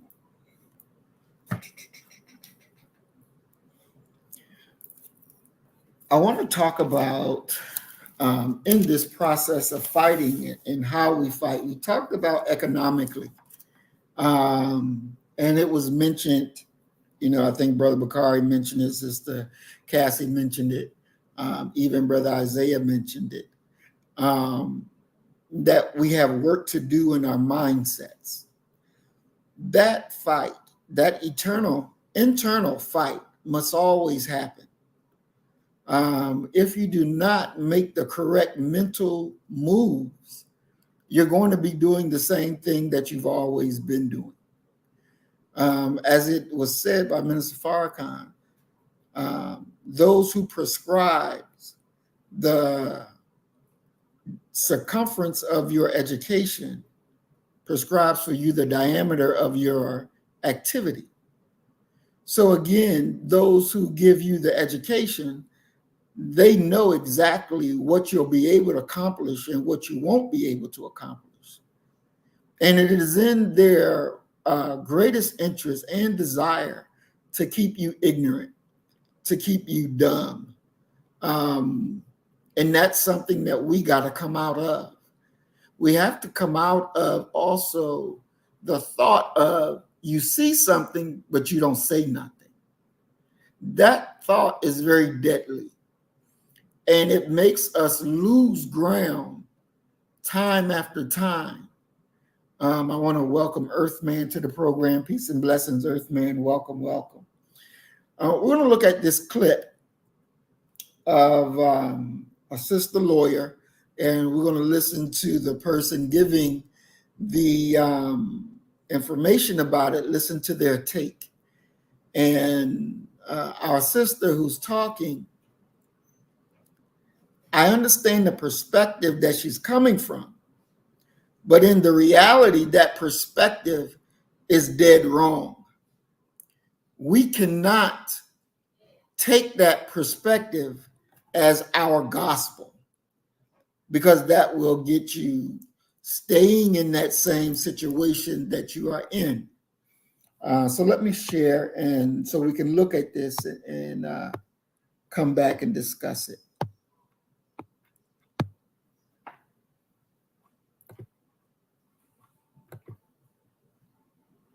Hello everyone, this is Latasha Blanton from the Real South Africa Travel and Tourism. And you're going to have the opportunity to travel with Phil Scott to sunny South Africa. You guys are going to have the opportunity to come to Johannesburg. So this particular video that I'm about to show you has been trending all over the internet. Now, it's from a woman on TikTok by the name of Tigress is a Verb. She was at the Goodwill store with her son and maybe her mother. I'm not sure, it was an older woman there with her. Her son was trying on a coat, and when it became time to pay for the coat, I guess she was accused of switching the prices on the coat, and the police were called there in Concord, North Carolina, and this is what happened. Check it out. I'd like to get a report, man. Let's go ahead and get your card. Let's get your card. Let's get your card. Oh, it's cute. Hi. You ain't doing nothing to me. It's cute. And you're not gonna yell at me. Let's be very clear. This is not yelling. You're not gonna yell at me. You're not gonna even act like you. I am. And you're a cop, and this is how you're gonna conduct yourself to come here. You're not treating me like an adult. You actually thought that it was gonna be appropriate to then try to gut me very quickly. You have. I don't know what you're talking about. You do. I'm talking to you like an adult. You do. I can see it in your eyes. So I'm not an idiot. No, there is no code. Number one, at this point, there's nothing else. There is no stop. There is no be arrested. There is no stop. Or you're going to be arrested. There's nothing to be arrested for. You are. There's nothing to be arrested for, and I want a need to stop. supervisor. This is my supervisor. Thank you. Whoa. You are the First of all, problem. wait. No, there is no whoa. I can literally yell. Exactly. That's my point. As a lawyer, you don't get to decide whether or not I am. How dare you? I'm literally not going to allow white men to come around and, you thought what you thought was not going to happen. So as you saw there, it got pretty heated between Tigress and the police officer there. And he kept yelling at her, stop. And she was like, no, there is no stop. And he said, I'm going to arrest you. And she says, for what? Yelling. I could yell. I'm not breaking the law, right? That's kind of what she was alluding to. Of course, the supervisor came up and tried to subjugate her even further. And she let them know that she was not having any of it. Now, the woman in the store named Anna, for whatever reason, again, she thought that she, being Tigress, switched the prices. It sounds like the coat in question was either $9.99 or $6.99. Okay. But why this video is making the rounds is because people was like, well, they didn't know she was a lawyer. And maybe kind of when they found out she was a lawyer, it kind of brought them down a notch or two. That's kind of what it seemed like, but it wasn't much. They were still trying to subjugate her. And so big ups to Tigress for knowing her rights and all of that. Now, this is where the rubber is going to meet the road for us. Okay. Now, especially somewhere in North Carolina, where it tends to be a little bit on the southern side of things. And we know that in a lot of those southern states, they don't really like black people too much. Never have and never will. Now, this is the thing. Yes, Tigress is a lawyer, so I would imagine she knows the laws more than the average citizen. Good for her. But I would not advise anybody, okay, to go back and forth with police officers the way that she did. You know, take it down a notch or two. You could still tell them, hey, by the way, I'm a lawyer. I'm trying to figure out what was going on. Now, I know police officers, they be on 100, right? They're like Rambo in every situation for the most part. But still, that is not the happy ending that most black people in America get. Take somebody like Philando Castile. He didn't even get a chance to even identify himself, right? Before the police officer shot him to death as he was in the car with his girlfriend and their child, right? So that's, again, I know somebody's going to say, well, you know, you just can't be letting the police, I get all of that. But they kind of rule the school here, right? Black people ain't got no rights that they're going to respect, even though they say, no, black people got rights. Hence the words that they are going to respect. They just don't respect black life or black anything. And so again, I'm saying big ups to her for knowing the law. I'm just telling y'all, I know a lot of people saw that video and you got a little bit of courage going on. I don't want y'all to think for a moment that y'all can go verbal toe-to-toe with police officers and win. That is not how it works all the time. We saw somebody like George Floyd. He was as nice as he could with Derek Chauvin's knee on his neck, trying to plead his case. That didn't work. Now, I'm also admonishing Tigress just a little bit because you had your son there with you. Lady, you had your son there with you. It would have been a horrible thing if he would have watched his mama get, you know, slammed on the ground and hog-tied and even worse, right? See, because that's the kind of stuff I think about. Like, what is this going to cost me? If I was in Tigress's shoes, I would have been annoyed and very angry. I'm not going to lie, right? I'm not going to sit up here and say, oh, I would have said, oh, you know, no, I would have been mad. I would have been heated, but I would have thought about my child and all of the other people who did not even have a half a chance to express themselves that way and that are no longer here, right? Tamir Rice, poor kid, didn't even know what hit him. He was, you know, taken out of here within seconds. He never even knew what was going on, right? So he didn't get a chance to plead his case and say, hey, by the way, officer, this is a fake gun. It's a toy gun. He didn't get a chance to do that.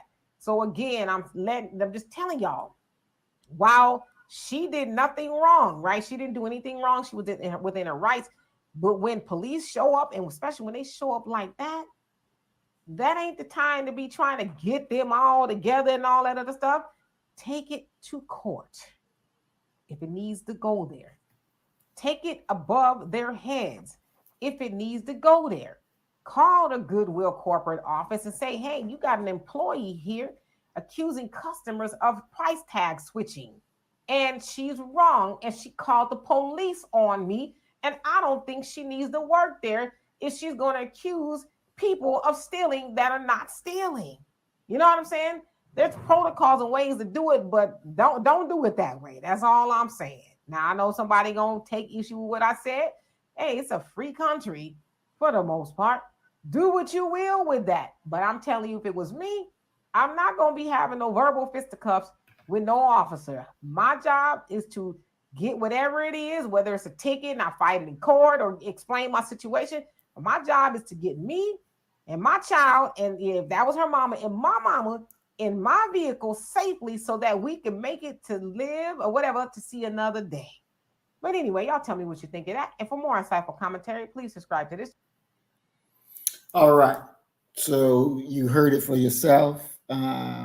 She says, where the rubber meets the road for us. So she's giving instructions on how we should handle a situation. Sister Cassie, you just watched the same situation. Do you see it differently than her, or you see it the same? You know, I see it different than her. She's a coon. She weak. I'm sick of these weak black folks sitting up here. I'm having I was having a fit over here, right? I'm so sick of black folk. Just like Doc said, until we show them what we're working with, they ought to be threatened by coming to black folk with that kind of stuff. When are we going to get to the point where we shut that shit down right there? Because I'm sick of that right there.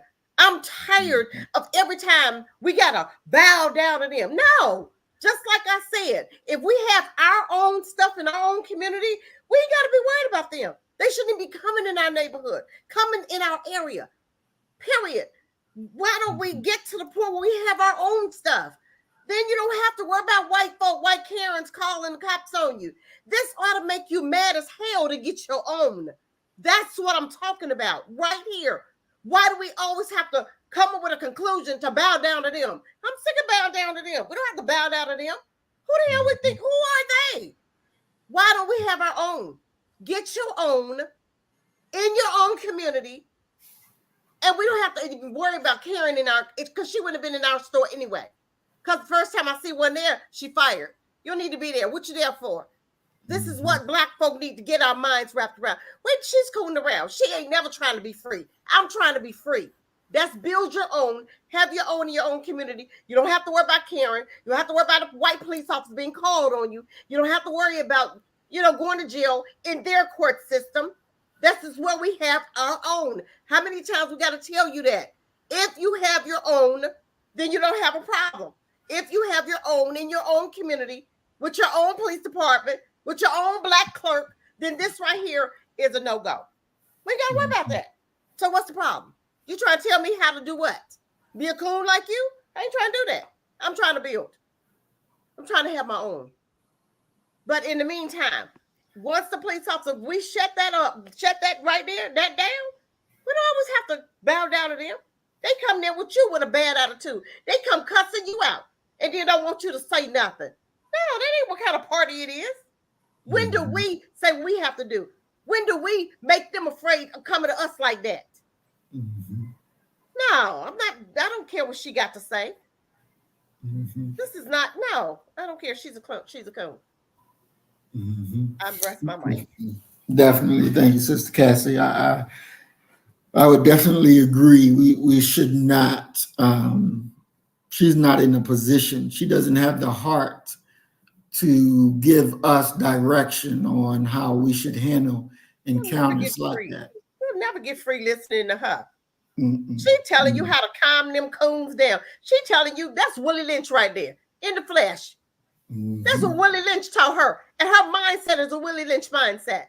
Well, we're going to teach you how to live another day. I'm going to be separate from their asses. I'm going to live until I get ready to die. Mm-hmm. I'm sick of us trying to condone and trying to make excuses and trying to appease so we can live another day. No, what are you talking about? That'll be scared to come to our neighborhood. We have our own. They don't need to be over there. So this right here should make black folk mad enough to want to create their own today. Stop Exactly. giving your stuff to have your own Salvation Army. Have your own black good be one Goodwill. Send your stuff over here. All black folk, black men in particularly, because our black men need a job. Okay, let's have our own black schools with our own black educators. Let's get our men back in these schools. We used to have educators. I'm sick of us always having to conform to them. I'm gonna try to rest my mic bit again. Thank you, Sister Cassie. Brother Isaiah, what did you see with that? Well, as you can see, my wife and her girlfriend just got back home. I got my rum and coke. I need me a drink. That's some real shit. I love my rum and coke. But listen, I ain't no alcoholic now. Don't go there. I just love some rum and coke. And Bakari, if you're still listening, I'm about to get into some cigars, Dominican cigars. I love Cuba, but I love my people too. You know what I mean? So I gotta get down with that Dominican cigar. I don't know when, but I'm not a smoker. But anyway, let me say this.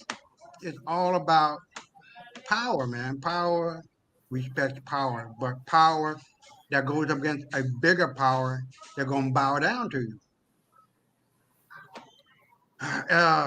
Like I told Sister Cassie and people on the show before, when you are dealing with the police, they have a bond. The police department has a bond. Each individual police officer has a bond. The city has a bond. The store has a bond to operate. You know what I mean? And you deal with that. And she's a lawyer. You deal with that with bonds for the win. Now I don't know if people are paying attention to that. If you don't know what to do with that, you just call the people. They'll tell you what to do and how to do it. Use the powers that you have. Don't be sitting up waiting and arguing and fighting and cussing and all of that. I'm in agreement with that sister on the African to a point, because it don't take but a cracker like that to shoot you in the head and say you were being disruptive and reaching for the gun if there's no camera around. You know what I mean? But it's too late for Tamir Rice. It's too late for a lot of these brothers and sisters who were killed in the so-called heat of the moment. And that's painful. One too many of our people are going like that. So to me, the proof is in the pudding. I mean, when you speak up and you have political and connections and economic power, that speaks volumes when you're dealing with the police. And that's evident when you are dealing from a legal perspective. She's an attorney, and she can file her lawsuit against the store and probably win because she has a right to win. But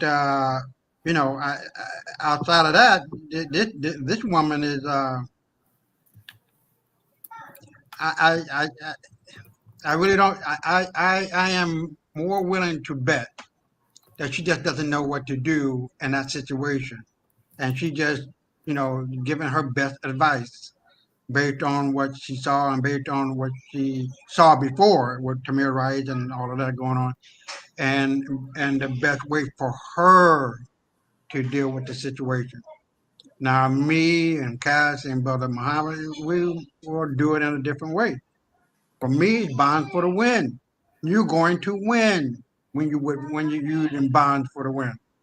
There's no way in the world that you're not going to win. You're going to get that money, and when you get that money, you hurt their pocket. When you hurt their pocket individually as a police officer and as a police department, it shuts them down every time, and it gets more respect from you, especially as a group. being active, politically active, instead of whining and moaning, bitching and crying. And I'll throw it back at you. I'm So on my that's coat, what we please. need to talk more about then, Brother Isaiah. It needs to be taught because we don't know about that. That's a subject that you can teach on. Because Yeah. my thing is we have to get to the point of us not compromising and always having to deal with them. Let's talk about being free. Let's talk about separating. Let's talk about buying land. Because that right there shouldn't be. And you know what, Sister Cassie? You know, Sister Cassie, I'm too? tired of dealing You with have, them. yeah, right. And you have not only the bond for the win, but you have the Department of Justice sitting there waiting on you niggas to get busy. That is a racial animus act in which the police did, which you can use the 1866 Civil Rights Act. But according to a lot of people, we just gotta sit around and wait for white folks to give us our right to vote again. You see how much disinformation is out there, and that you have black political powers that be the gatekeeper that keep you niggas down. So do we really deal with that and go to the DOJ, which we know they're not going to do anything for us? Exactly. I'd rather not deal with them. I'd rather be free. I'd rather separate and have our own entity. And okay, but you know what I'm saying? My thing is, let's get our mindset on being separate from them. Let's get our mindset on being free from them. So a lot of what they do won't even impact you because we won't even be bothered with them. Right, I agree, but white folk gonna be white folk, black folk gonna be black black folk folk, gonna be and black folk. we're gonna cross roads at some point. You know what I mean? We don't. Why? No, Why? listen to what I'm saying. When I was living in America in Chicago, I was living in a black neighborhood. You know what I mean? But when I'm driving and I'm going down, 95th or whatever the case may be, and going down when that was when it was not there anymore, when Evergreen Plaza was there, you're going into a basic, you're going into a white neighborhood basically. You know what I mean? And then I had right, but what I'm trying to say is, it's kind of hard to avoid white folks. See, even if you drive, you got to change the mindset. You got to change your mindset. I agree, but hear me out. You don't ever have to deal with them. Not in our neighborhood. If you are building and you're separated from them, you got to deal with them. You when you're driving, you in your own community. You have your own grocery store. You got your own bank. You got your own school. What are we leaving our community for? Not like it was. Now, let me put it like this. And okay, I was born on 29th and Federal in Chicago. It was like, it's the project now, or the project then, right? We moved from there, and we moved to my hold on, let me think. My grandmother and my aunt, we bought a 2-story building and one across the street on 91st and Loomis. Right down the street, you can go to your black store, in your black toy store, your black grocery store, your black, you know what I mean? That wasn't totally separated. That wasn't totally separated from white folk. We talking about now. We're talking about building something where we are totally separate from them and don't have to be bothered with them. But hear me out. I'm trying to get the story across. My mother, she moved to 1030 North State Street, which was majority white. You know what I mean? And store, you had Treasure Island. I don't know if you ever heard of Treasure Island. And some other stores that were like an Old Town neighborhood. That was the Old Town, if I remember. Yeah, it was Old Town. So when I was at home, my parents I was subject to go to right down the street to Treasure Island. But when I went to stay for the summer with my grandmother and my aunt, I was in a black neighborhood with black stores and black. So I understand what you're saying. But as I grew older, those black stores down the street from my grandmother and my aunt, they vanished. Okay. So now, yeah, but hear me out. They vanished for whatever reason, and then we had to go. They came up with what was it? Dominic's, Jules, and then ultimately Walmart. You know what I mean? Brother Isaiah. So to go to the store at Jewel's. I don't know if you ever heard of Jewel's, or I'm pretty sure you heard of Walgreens. Who hasn't, right? These were the stores that we had the choice to go to because there were no more black stores or grocery stores in our neighborhood. We weren't going. I wasn't going. My grandmother told me, don't take my ass to no Arab store. Okay. And Because this more is than what we need to be doing now, just like what you see. right. All of that didn't even be. Let's Right. talk about this. Robert Epps. I want to talk about his comments. He said our people in Black Wall Street and Rosewood separated themselves from white people, and look at what happened. Then he says an Honorable Marcus Garvey had his back to Africa movement, and look at what happened. Do we not do anything? Is that what you're saying, Robert? Are you scared, honey? Sound like you're scared. If you're scared, just say you're scared. I'm not scared. I believe in us creating our own, having our own military, having our own police department. I mean, not having anything to do with white folk. That's what I'm talking about. And if they come to intrude, then we shoot to kill. I'm not condoning violence. I'm condoning defending myself and my family. Period. So no, I'm not scared. So if you scared, Brother Roberts, all you have to do is just say I'm scared. Because you're showing you're showing your scaredness right now. You're not showing your manhood, baby. Let's keep it real. Be a man about ourselves. You understand what I'm saying, Sister Cassie? At one point, look, you know what? I understand what right, you're saying. I understand what you're saying. But I believe that we have to change our mindset. Your mindset is back there. It's time to bring it up to the 2024 and trying to do some back for black folk. It's time for us, if we're gonna really stay here, get our monies together and start building on our land, start buying up land. I told you can go and get land. I'm not gonna argue with you. I agree. We're on the same page, but probably a different line. But look here, there's a group of black people in Georgia who bought acres upon acres upon. And we want to support them. Yeah, I don't know if they're gonna have an open opportunity for people who are not part of that clique. I guess I don't want to sound, Brother Isaiah, let me jump in real quick because of time. I want to look at the point that Brother Isaiah has made, and I want to address that part and the part that Brother Robert Epps made. I want to be very crystal clear.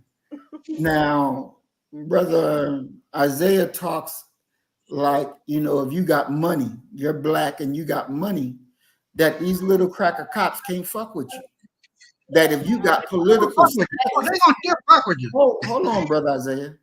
Okay. If you got political status, then that makes you safer because you got some type of political status that the white man declares as a status. Well, this whole incident that I'm going to bring y'all back to your remembrance of Skip Gates. Skip Gates ain't a poor black nigga, okay? Skip Gates got political power as far as was buddy with the president of the United States at that time, which was President Obama. And let's just look at this thing, and then I'm gonna make my comments on it. And we'll let the rest of the panel comment it as well. But I want to go ahead and get where the rubber really meets the road and make this very clear to us. Recently, Professor Henry Louis Gates Jr. was arrested at his home in Cambridge. What does that incident say to you, and what does it say about race relations in America? Well, I should say at the outset that Skip Gates is a friend, so I may be a little biased here. I don't know all the facts. What's been reported, though, is that the guy forgot his keys, jimmied his way to get into the house. There was a report called into the police station that there might be a burglary taking place. So far, so good, right? I mean, if I was trying to jigger into, well, I guess this is my house now, so it probably wouldn't happen. But let's say my old house in Chicago, here I'd get shot.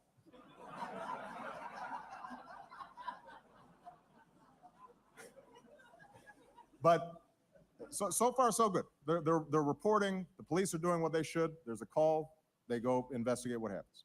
My understanding is at that point, Professor Gates is already in his house. the police officer comes in. I'm sure there's some exchange of words, but my understanding is that Professor Gates then shows his ID to show that this is his house. And at that point, he gets arrested for disorderly conduct, charges which are later dropped. Now, I don't know, not having been there and not seeing all the facts, what role race played in that. But I think it's fair to say, number one, any of us would be pretty angry. Number two, that the Cambridge police acted stupidly in arresting somebody when there was already proof that they were in their own home. And number three, what I think we know separate and apart from this incident is that there is a long history in this country of African Americans and Latinos being stopped by law enforcement disproportionately. And that's just a fact. As you know, Lynn, when I was in the state legislature in Illinois, we worked on a racial profiling bill because there was indisputable evidence that blacks and Hispanics were being stopped disproportionately. And that is a sign, an example of how, race remains a factor in the society. That doesn't lessen the incredible progress that has been made. I am standing here as testimony to the progress that's been made. And yet, the fact of the matter is that this still haunts us. And even when there are honest misunderstandings, the fact that blacks and Hispanics are picked up more frequently and oftentimes for no cause casts suspicion even when there is good cause. And that's why I think the more that we're working with local law enforcement to improve policing techniques so that we're eliminating potential bias, the safer everybody's going to be.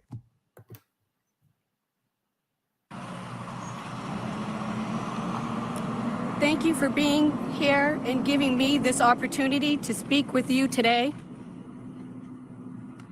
I was not planning to make a public statement, but after the media managed to reach my mom, I thought I'd better speak for myself. The criticism at first was so painful for me and difficult.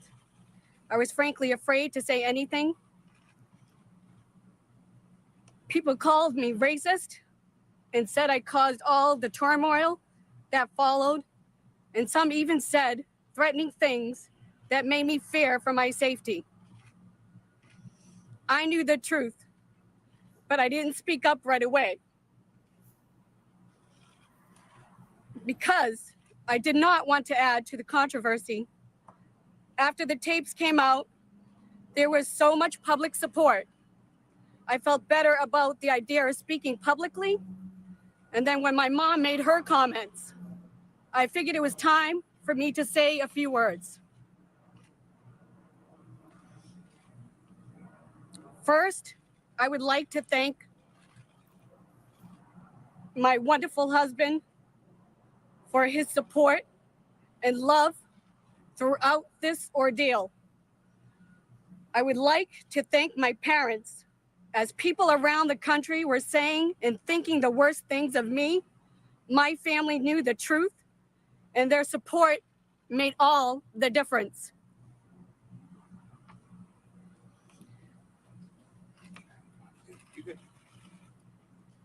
I am proud to have been raised by two loving parents who instilled in me values, including love one another, be kind to strangers, and do not judge people based on race, ethnicity, or any other feature other than their character.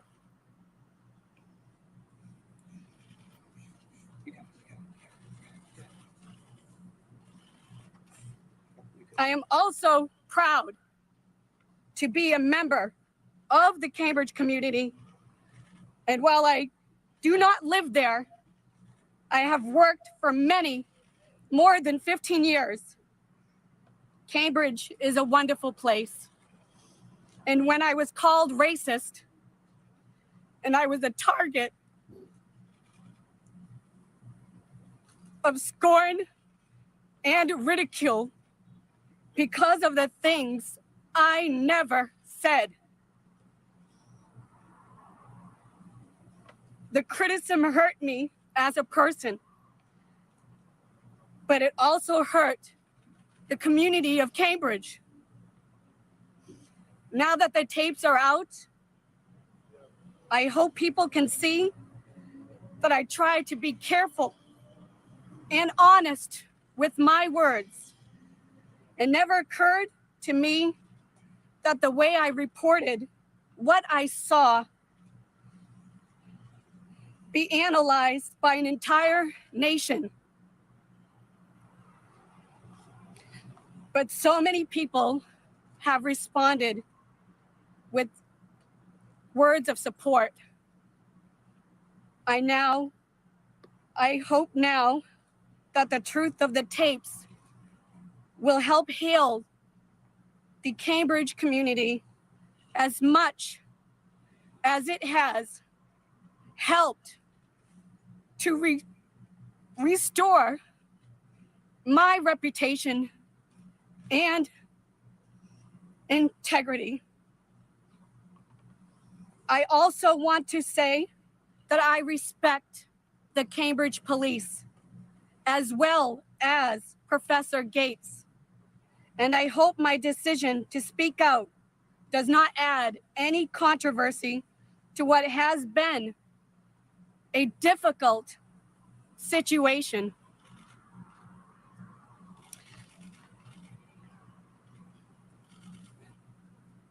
A special thanks to my entire family, friends, neighbors, and co-workers for their support.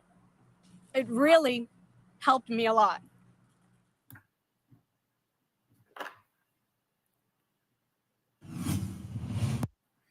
All right. And so what we just watched was the cracker that called the police on Skip Gates about breaking into his own home. Now, you heard Obama say that he acted stupidly. Then Obama came back and apologized for saying that the police acted stupidly. The police chief of the Cambridge Police Department got on TV and told Obama to shut the hell up and don't you ever call our police officers stupid. Now, Obama was the president of the United States, but his political situation didn't change that cracker for telling him to shut the hell up on national TV. Bill Gates got money. Where he was living in Cambridge, wasn't no poor folks living there. He got money, he got status, he got clout. But at the end of the day, that low-level 2-bit half-paid fucking cracker still showed up and said, I got authority over you, nigga. Now I'm taking your punk ass to jail for breaking in your own house. You ain't got to show me shit. My mind is made the fuck up. And it wasn't a damn thing Skip Gates could do but shut the fuck up and go to jail like that cracker told him to. So don't give me political shit. Don't give me financial bullshit because it doesn't fucking matter. You can be rich, you can be politically connected, but in the eyes of your enemy, you're nothing more than a nigger, and don't you ever forget that. So money and politics is not going to change your situation. No. See, you got to whoop their ass. Period, point blank.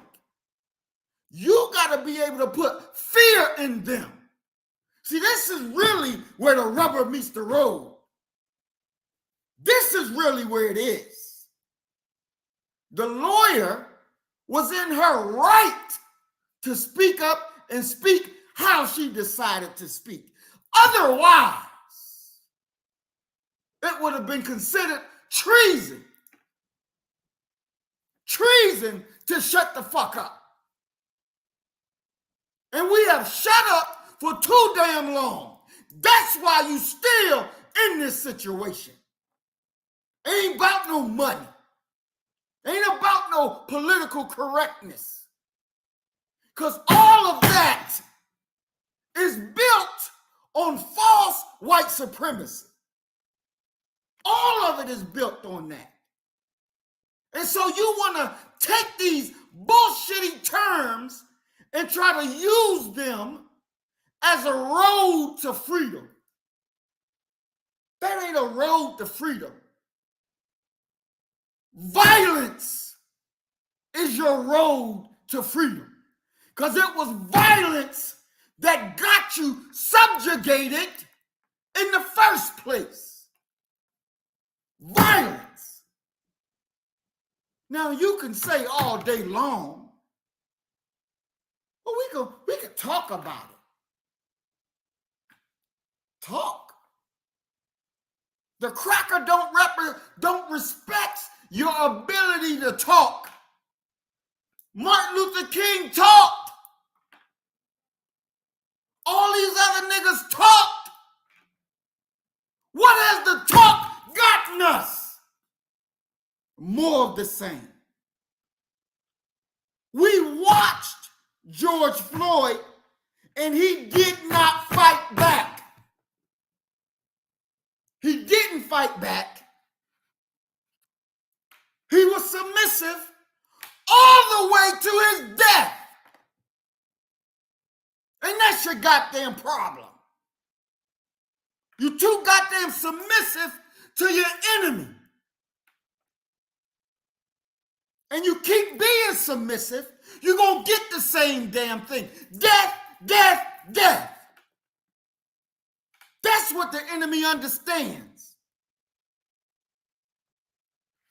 You ain't going to be free without fighting, without bloodshed.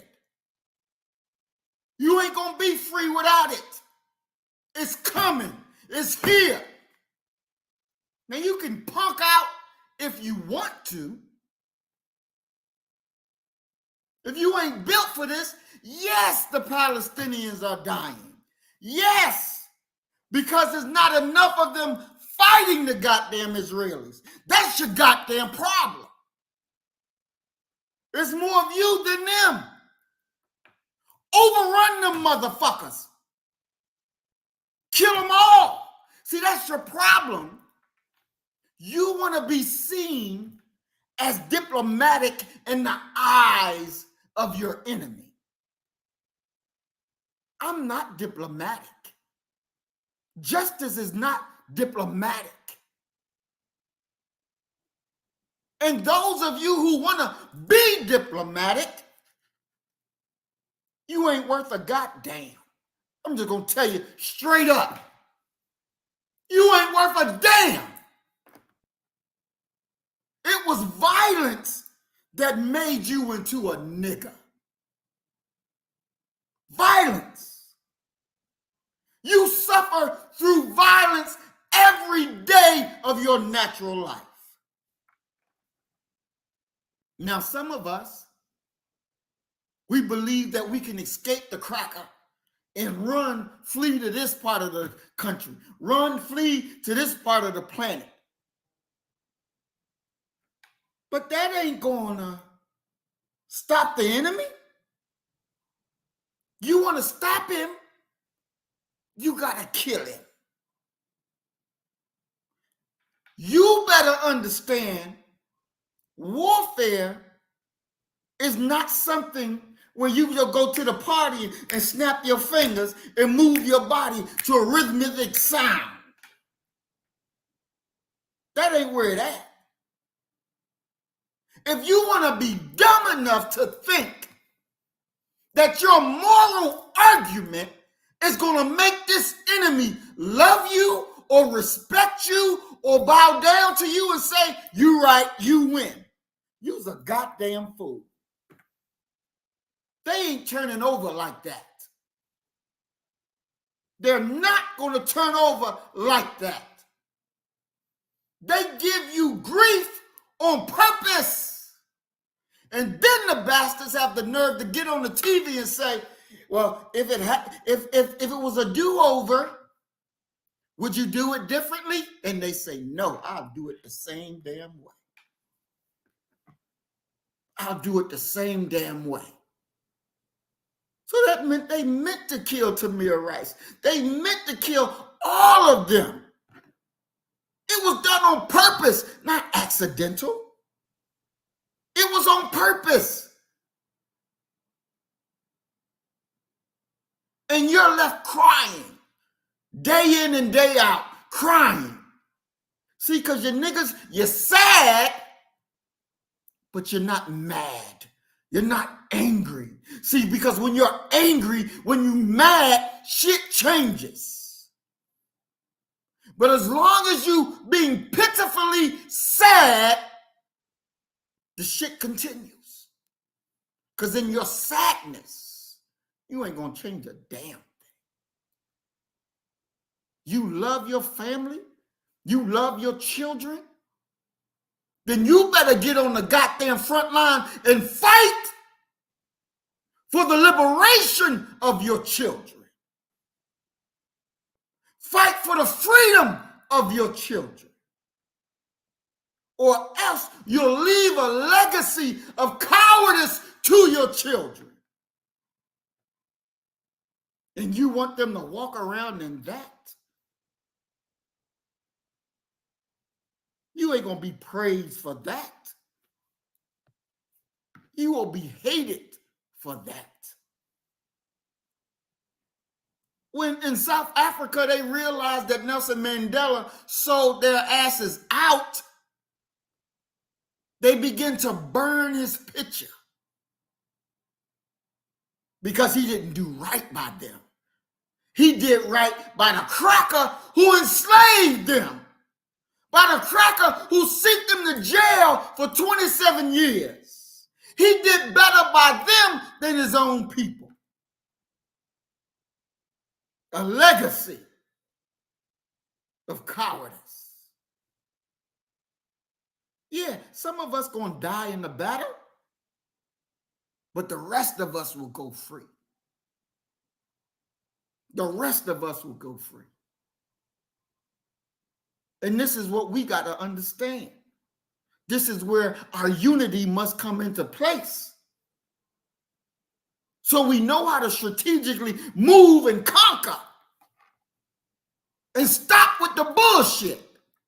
Because too many motherfuckers, and I'm telling you now, too many of y'all just talk this bullshit that confuses our people to get them off of the right way to be on the punctified way. Because your ass is a punk scared to do a damn thing. The time calls for fighting. The time calls for killing. And then our generations will be free. And this is what we better understand and understand for real. And stop the bullshit. Just stop it. Or else you'll be full of tears and people standing around saying, I'm sorry you had to go through this. But nobody's trying to stop the next one from going through it. See, Sister Cassie, when you said what you said in that store, you poured attention to it. That was fighting. You didn't let that shit pass you by. You didn't punk out. You stood up for what was right and said, this is what it is. And you made an example. Them fuckers, they're not going to forget that. They're not going to forget it.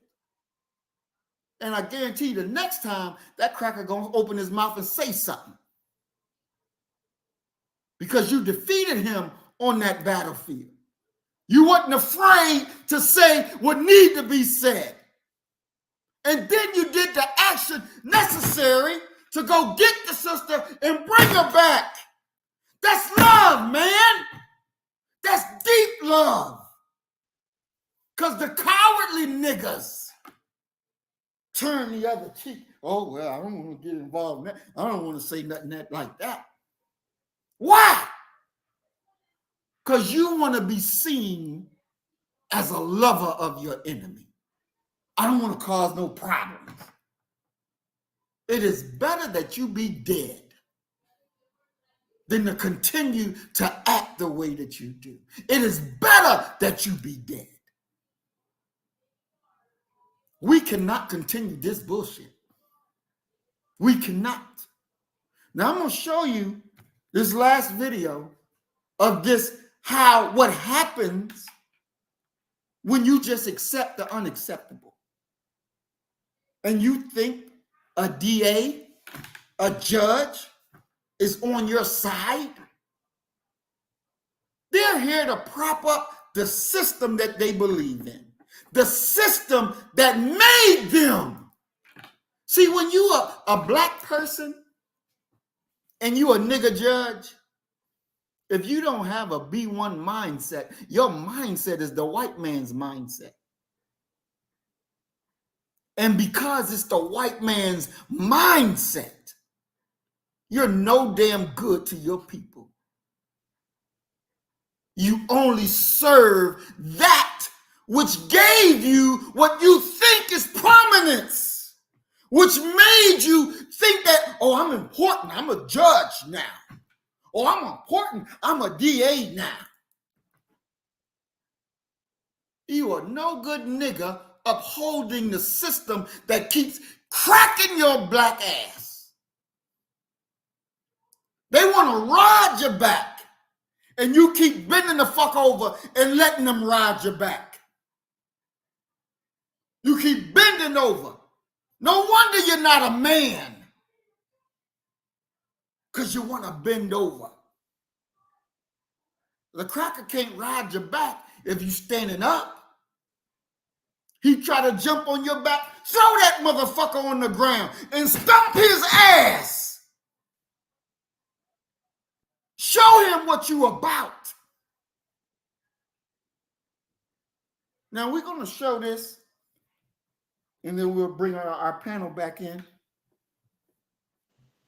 Brother Marie, let me say this, if you don't mind. Fannie Willis is sleeping with Governor Brian Kemp. If that ain't a sellout, I don't know what is. I said it time again, I have never brought back my word. If I speak, I have receipts.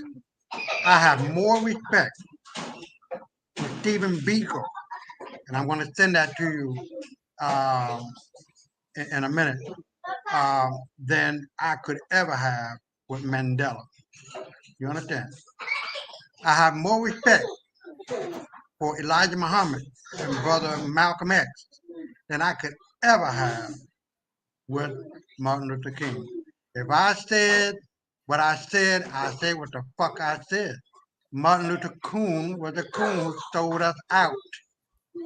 Black folks were rising up and beating the shit out and stabbing and shooting and killing white folks in Mississippi, Alabama, and Georgia. To calm them down, white folks, as slick as they are, told Malcolm X, Dr. King, and the other 5 big 6 that we'll put you at the head of it, we'll put you at the front of it, and make you the leader of it, we'll start the civil rights movement, and we'll give you money. That was it. We cannot afford to have sellout, man. We just cannot, and I'll let you go on. All right, thank you, Brother Isaiah. Now, this video that we're going to go to, where this cracker cop shoots our brother, and the judge gives the cracker 3 years. 3 fucking years. And it took them, I know, over a year just to get to this fucking point. But let you kill a cop, your ass getting more than 3 years. Hell, you go kill a broke cracker, your ass getting more than 3 years. But they gave this nigga, this cracker, 3 fucking years. But see, when you go along with a system, this is what you get. You got to learn to take justice. Let's look at this and we'll come back and discuss it.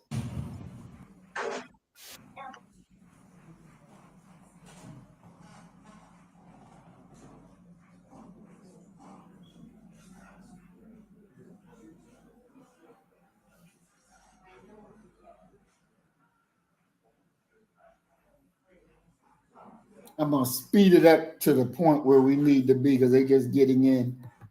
Kimbo, the court will do what it believes is the right thing to do. All right? Thank you. Judge, I want to say something. Well, you will get that opportunity, ma'am, and I appreciate you being here. You will get an opportunity to speak, okay? All right, John. Judge, the agreement of the parties is that the defendant, Andrew Duffy, will enter a guilty plea to the offense of voluntary manslaughter. He will be sentenced to a 3-year sentence of incarceration. He will waive any right to appeal. He will waive his right, the ability to ask for probation. He is submitting a letter today to inform the parole board pursuant to this agreement that he is not going to be seeking to be paroled. He is going into custody today from the courtroom. He has also, as part of this agreement, submitted his resignation to the Metro Nashville Police Department effective yesterday. That is the agreement of the parties. All right, thank you. Just heard this position of the case stated by the District Attorney General. Is that your understanding of the disposition of your case? Yes, Your Honor. All right. Are you currently under the influence of any drugs or alcohol? I have prescription medications only, Your Honor. All right. I'll inquire a little bit more about that. Do you think that you understand what you're doing here today? Yes, Honor. Yes, Your Honor, I do. Are you suffering from any known health issues? No, Your Honor. All right. Okay. Now, we're going to have order in the courtroom, please. Okay? All right. You're represented by counsel. Have you been able to communicate with your attorneys? And are you satisfied with your representation? Yes, Your Honor, I am. All right. You were originally charged in this matter with first-degree murder. Has that charge and range of punishment been explained to you? It has, Your Honor, yes. All right. You are entering a plea to voluntary manslaughter, a felony which will be on the record. You do understand if you're charged and convicted of any other felony in the future, this conviction today can be used to increase the punishment of any future felony offenses. You understand that? Yes, Your Honor. All right. You have a constitutional right to a jury trial, as well as the right to persist in a not guilty plea. By entering this plea today, you're giving up or waiving those rights. You understand that? Yes, Your Honor. If you had gone to trial, you would have the right to cross-examine witnesses through your attorney. You'd have the right to compel or subpoena witnesses to come in and testify on your behalf. You'd have the right to testify on your own behalf, as well as the right not to testify. And had you chosen not to testify, I would have instructed the jury that they cannot hold that against you. So I'm going to speed it up a little bit more. But again, I'm going to speed it up a little bit more. this conviction today can. So just to wrap up what they're saying is that he killed a brother. He agreed, this team with the prosecutor, they all agreed that even though he was charged with first-degree manslaughter, he's going to be commit to say he's guilty of involuntary manslaughter. So first-degree murder to way down to involuntary manslaughter. Crazy. But this is what the prosecution and the defense team agreed, and that he would quit the police department and go to custody right this day. Now, mind you, again, he'd been free floating around for years before they even got to this part. And the family is just finding out that he agreed to the 3 years. So let me fast forward this to when the family gets the opportunity to speak. Over here, please. Over here, please.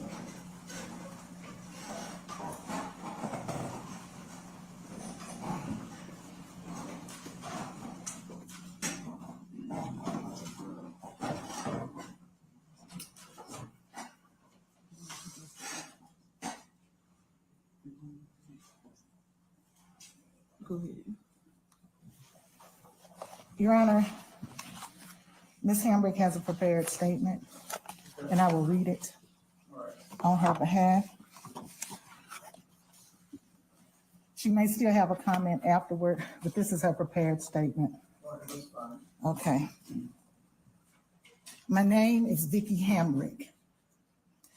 I'm legally blind, and I have asked my attorney, Joy Kimbrough, to read this statement on my behalf. On June 1st, 1993, I gave birth to Daniel Edward Hambrick. He was my only child and the love of my life. Daniel recognized at an early age that I had a disability, but he was never ashamed of me or embarrassed by me. He loved me unconditionally and constantly said that he would always take care of me. My son was my eyes. Since he's been gone, things have not been the same, and they never will be. There's not 1 hour that goes by that I do not think of Daniel. Even though I have friends and family, there's a void in me that cannot be filled. Nothing and no one compares to my precious son. I am angry, mad, and disgusted, but I pray that no other mother have to endure what I've endured these last 3 years. I am against this so-called plea deal. I am against the way the state and the defense joined hands to protect this racist, biased, anti-Black criminal system. My son was murdered on video by Nashville police. My son has a right. He has a right to a public jury trial. I want citizens of this community to render a judgment. I don't want a backroom bargain where the current DA, the former DA, and their ex-co-worker David Rabin emerged from some country golf club course and tell me that my son's life was worth 3 years.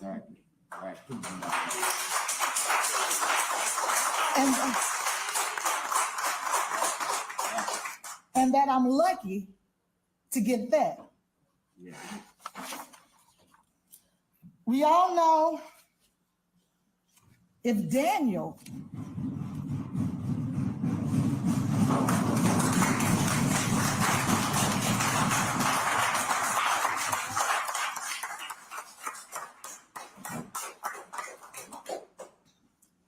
we all know that if Daniel had executed Delky by shooting him in the back of his head and in his back and in his buttocks as he ran away, he would be rotting on death row, waiting on the electric chair.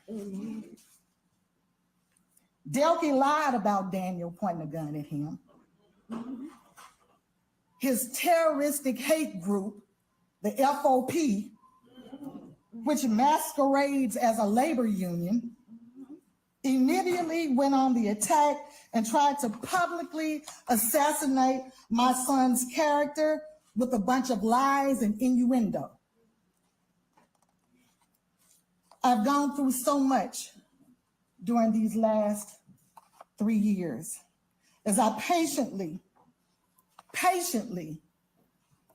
waited for the day Andrew Delkey would face a jury for gunning down my son. Initially, Night Court Commissioner Evan Harris refused to sign a warrant for the arrest of the man who murdered my son. Later, an elected judge decided that a $25,000 bond was sufficient for a first-degree murder indictment. The Nashville Police Department never accepted any accountability. In fact, they allowed a murder defendant to keep his job the entire time, funded by taxpayers, until he resigned yesterday on his own terms. In an unprecedented move, the former district attorney testified for the defendant and against the people. Also, other former high-ranking assistant DAs worked behind the scenes to help prepare the defendant for trial against the people. And in the end, the sitting DA lost his nerve.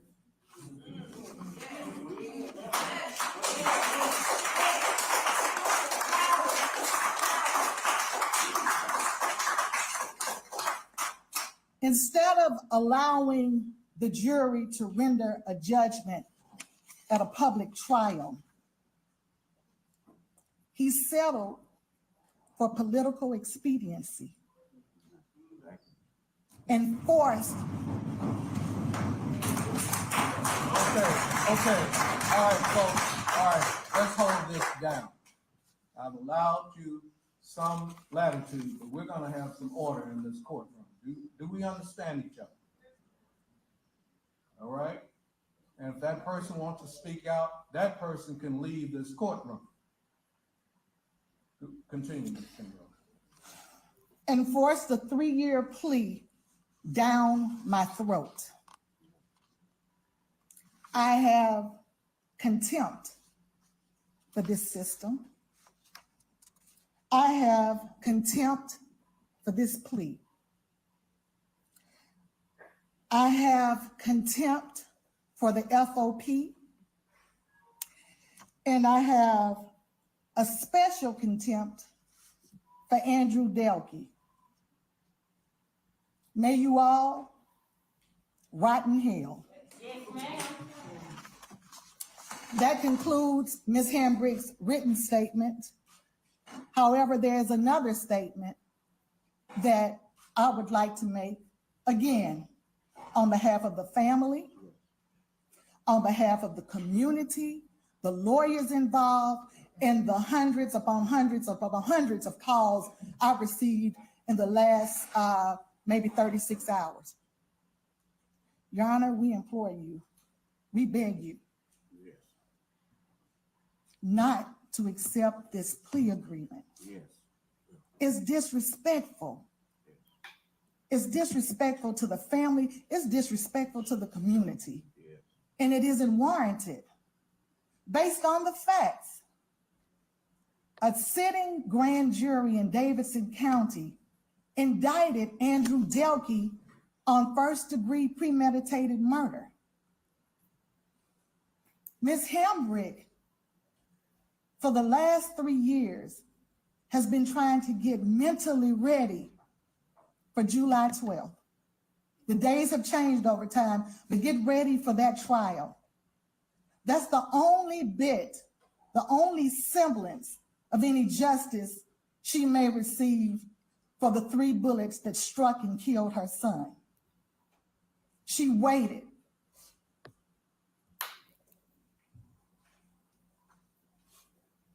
The state, the district attorney's office, in violation of her rights as a victim, did not consult her, did not contact her about the plea negotiations they all in secret had to get rid of this case, just to get rid of it.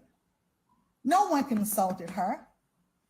Your Honor, yesterday about 2:30 p.m., she found out for the first time that the deal had been done, that it was a foregone conclusion, that his fate had already been determined. They didn't need a jury because white men decided. They decided what was best for this community and for Ms. Hambrick. Judge, you have the power. The power is used across the state and other states too. You can reject this plea deal. You can say, not on my watch. I'm not accepting this plea deal. And we're begging you, the citizens are begging you, Judge Monty Watkins, to do the right thing and reject this plea deal. Yes. It's not fair. It's not justice. It's not justice. Ms. Hambrick is continuously looking for justice and getting slapped in the face and slapped down and treated in an inhumane way. Not even the common courtesy to say, hey, let's talk about this. We want to talk about settling. It was an announcement made to her yesterday where the DA said, I've done it. This is what I'm doing. This is my offices. That's it. We're asking you now, Judge.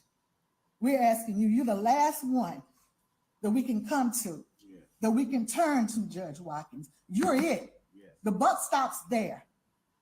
We're asking you to reject this plea deal, like judges do all the time, in the interest of justice, based on every shred of evidence you've heard, based on the fact that her rights were violated, and based on the fact that 12, well, not on, however many were on the grand jury, strangers decided that they were going to indict this man on a first-degree premeditated charge. We ask you that, Your Honor. Yes. I think Ms. Hambrick has something to say. All right.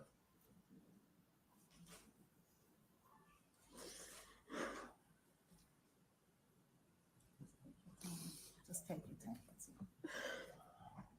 Just take your time.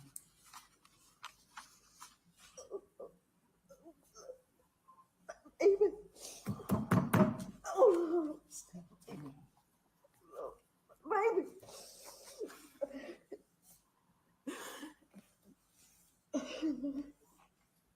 Can't believe it. I can't believe this, Judge. I can't believe it. I've been going through this for 3 years. I can't believe it. Yes. Take your time. Judge, Take your time. I lost my mother. I lost my grandmother. I lost my father. My father had a stroke and a heart attack. I can't believe it. Because of you. Because of you. I lost my father, my son's father. Because of you. Because of you. He killed himself. I hate you. I hate you. I don't accept no apology because you could have did it at the beginning. I don't accept it. What if the tables turn? Judge, what if the tables turn? Just look at the tape. What if it's your child? Instead of my child. What if it's your child? It'll be a different story. Go ahead. What if it's your motherfucking child? You white motherfucker. Come in for motherfucker. You bastard. You bastard. I hate you. Roger, I hate you too. You blind motherfucker. I hate you. Miss I Hambrick. hate you. Miss Hambrick. You told me I'm goddamn lie. Miss Hambrick. And I hate you. I hate you. Damn it. Call me some motherfucker. You better watch your back in jail, motherfucker. You bastard. You bastard. You better watch your motherfucking back. You hear me? You better be scared. You better be scared, motherfucker. Ooh, that's the best part right there. Watch your back in jail. I'm gonna expect the shit out of you. Oh, yes, I am. you all out of here. They better take you out of here. Because I've been going back from you a lot. His friend killed himself because of you. I hate you. So I don't accept your motherfucking apology. Miss Hambrick. Okay? You cook on class, motherfucker. You cook no. Let Okay. me go. Well, Let me go. well, You talk about your family. Y'all talk about our family. Y'all call us a family. I think that's enough. Y'all say we eat white people. You racist motherfuckers,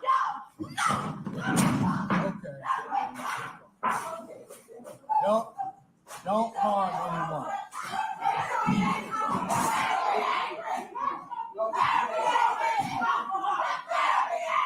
Don't come up here. You see, at this point, every black person in that motherfucking courtroom would have been after them goddamn crackers, whooping their ass.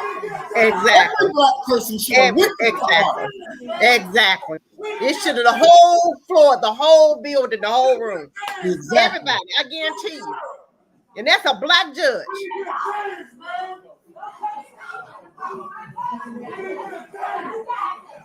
They ought to get locked up just to go to jail to kill him.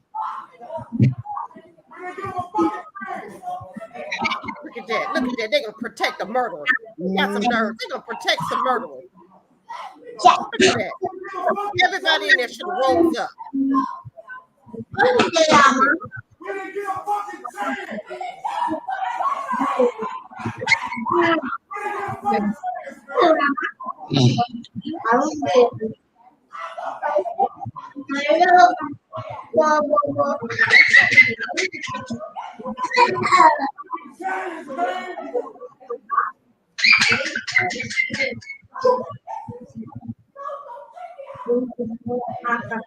All they know how to do is clear the room.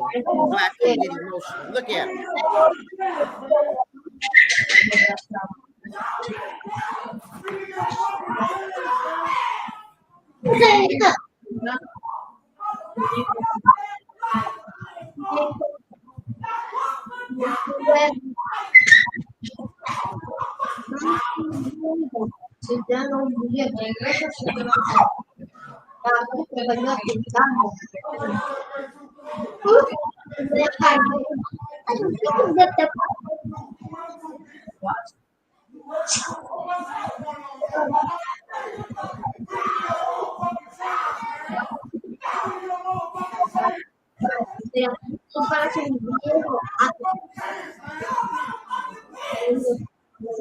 They don't care.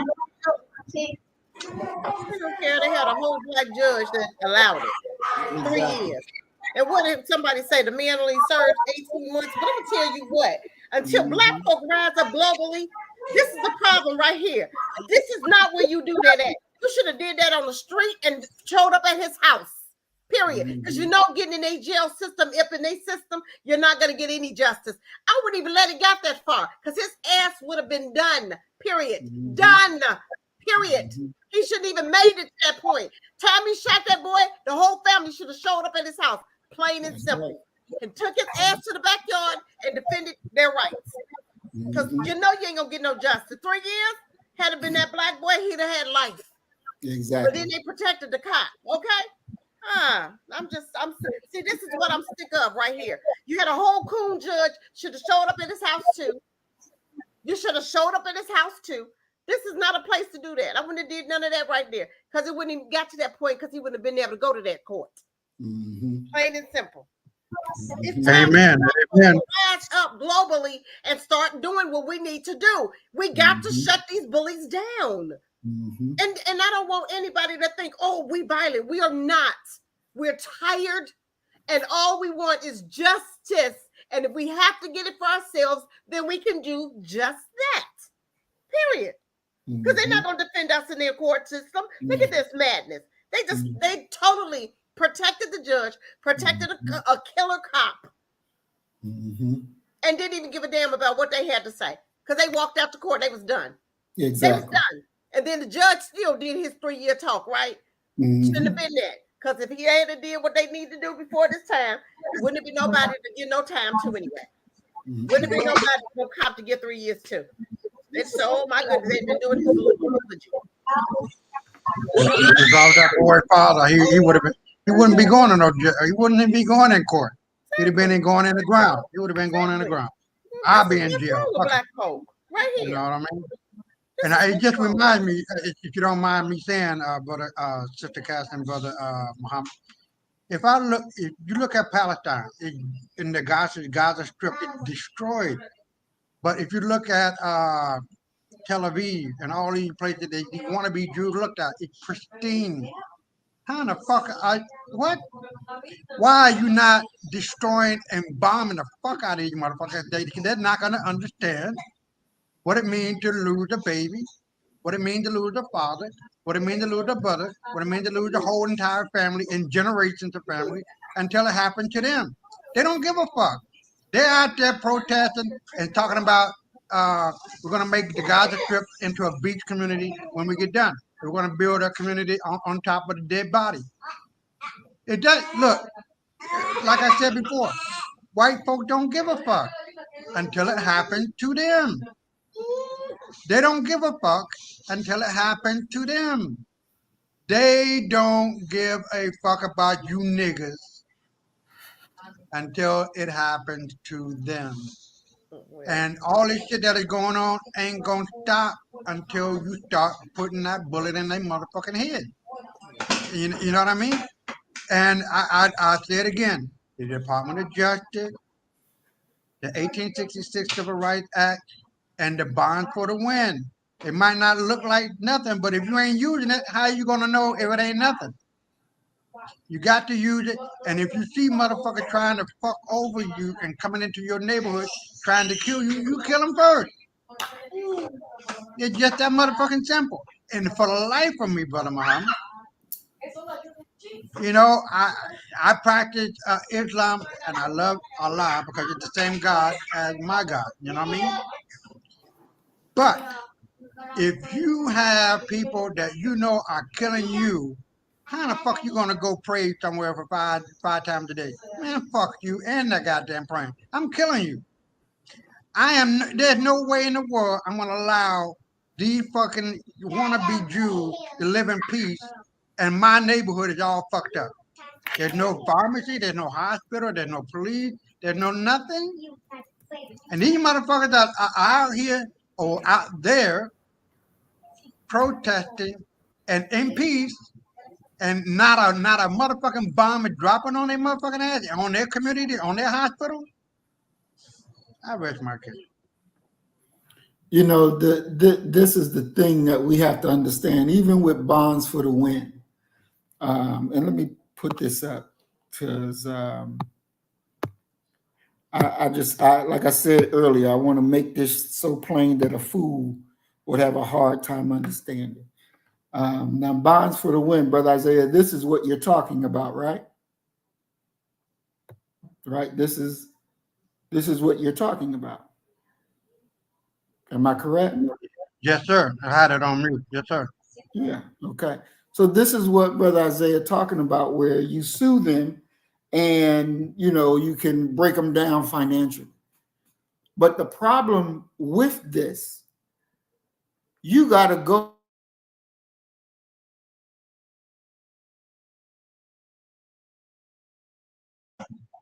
You froze out.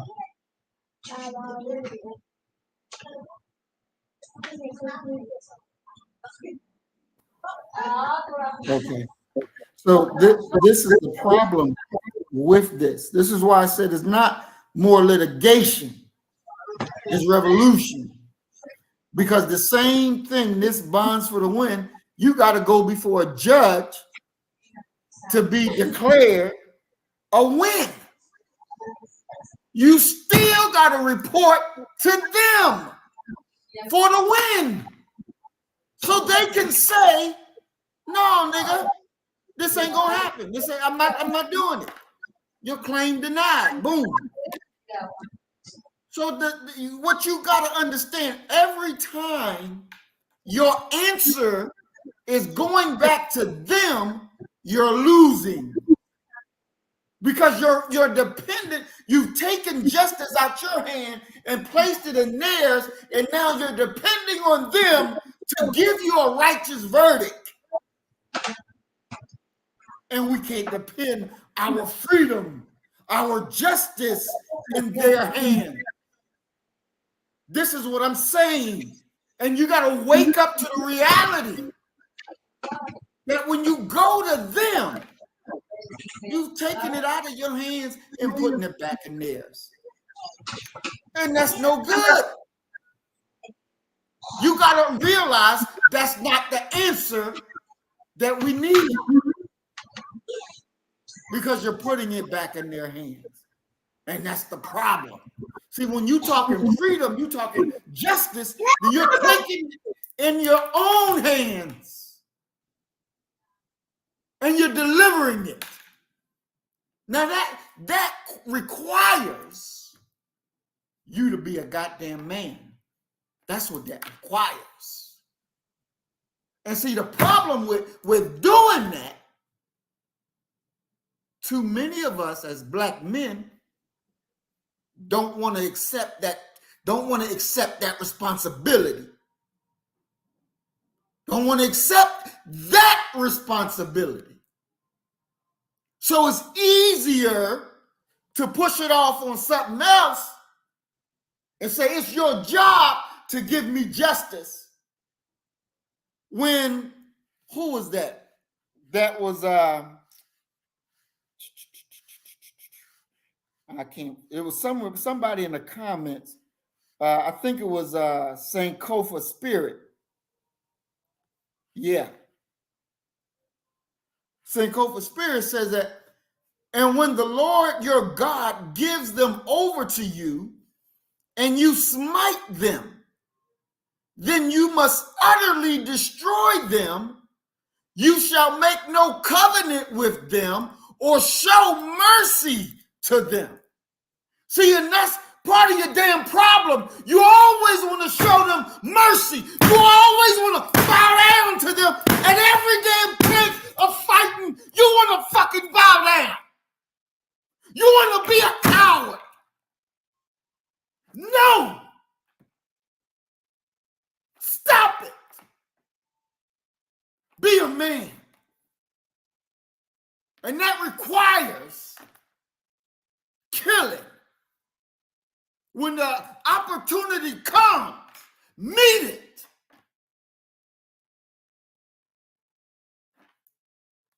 Because I'm going to tell you, you know how I kept my children safe and none of my girls got molested or any of that?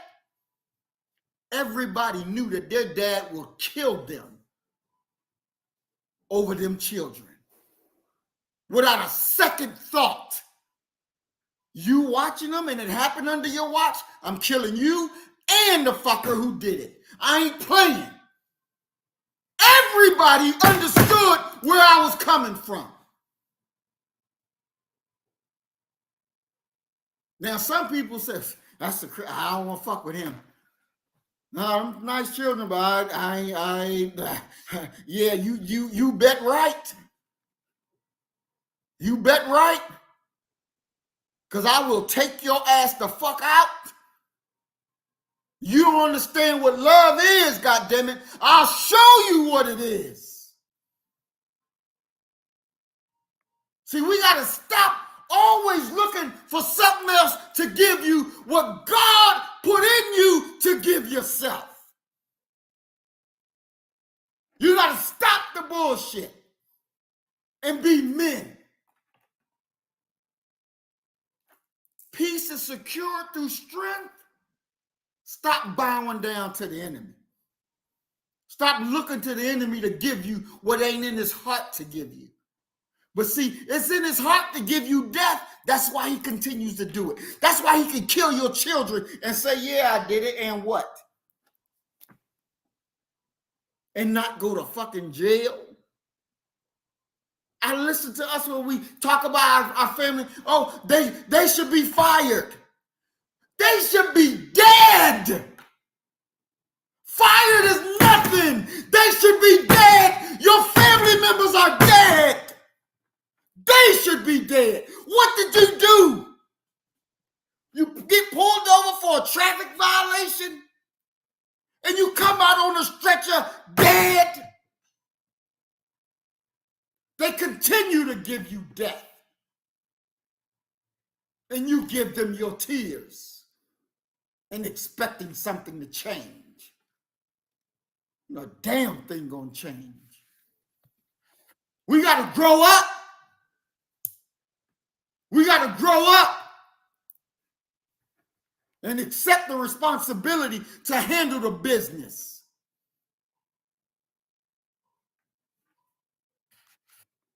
God damn it.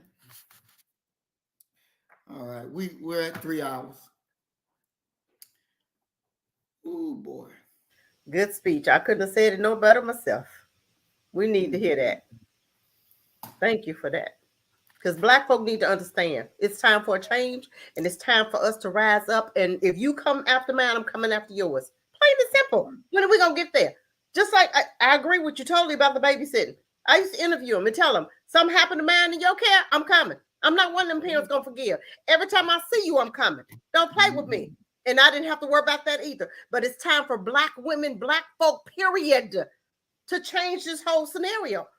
You don't let somebody shoot your son in the back 7 times. Somebody, I forgive? I forgive what? I'm coming. I'm coming. It's time for us to rise up globally and stop this shit. Why are we so, oh my God, we scared? Scared of what? You're dying without changing nothing. If we're going to die, we have to die for changing our situation. Revolution didn't start. You don't get it with free. It don't come free. It don't come without bloodshed. But Black folks scared to die. But you're dying anyway. So what are you scared of? You just didn't die today. But I'm going to tell you what. Something happened to Cassie. Y'all better burn it down. I'm telling you now. Y'all better burn it down. Because I'm coming back. I'm coming back and get all you. Burn it down. That's right. Burn it down. Don't sit up there. Cassie ain't forgiving nothing. I ain't forgiving nothing. Because God didn't tell me to. He didn't say forgive people that don't ask for your forgiveness. He didn't say don't forgive people that he don't even ask for your forgiveness. What you forgiving? They don't even repent.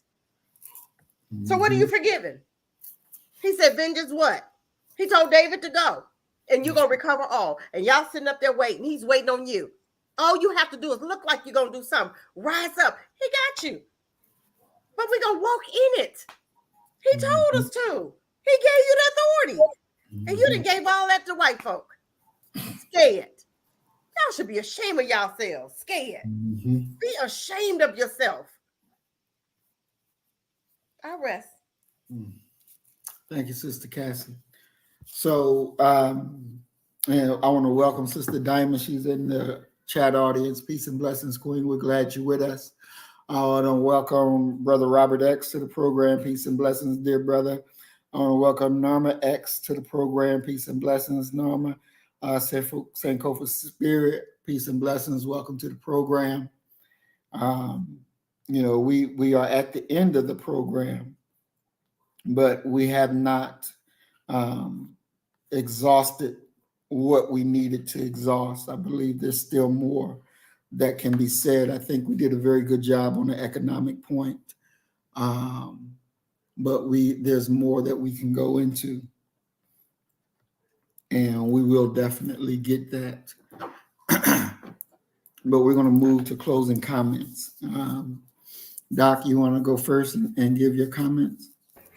Yeah. Hate that I had to step away, but I was watching the screen and I'm kind of like, I saw Sister Cassie rise up. I said, whatever is going on over there, I'm going to have to get back over there because she's saying something and reading the comments. Just always, great to be with the family at the end of the week on Friday. It's a hell of a way to be around family, to start the week, to get yourself in many ways undergirded and ready to go back out here and deal with these people. And so I thank you all for the fuel and the inspiration to continue going, because there are times when I don't feel like going. Don't feel like strapping it on and getting on that battlefield, but I have to, because I know y'all out there on that battlefield, and I can't leave y'all flank uncovered. So love you all, And, have a great week. Sir, love you too, Doc. Sister Cassie? I think you said it all. There is nothing else to say. But I hope Black folk are listening. I think it's time for us to do something now. We've waited. We've sat there on the sidelines. We've watched. We've cried. We've hid. We've ran.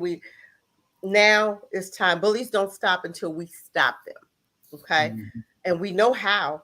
We know how, because before we got that civil rights bill, Black folk were burning America to the ground. Do you hear me? That's why we got it. You don't get anything. Let me tell y'all something. You don't get nothing without a fight from white folk. They got to see your hind parts in order for them to move and to know that you're serious and you're tired.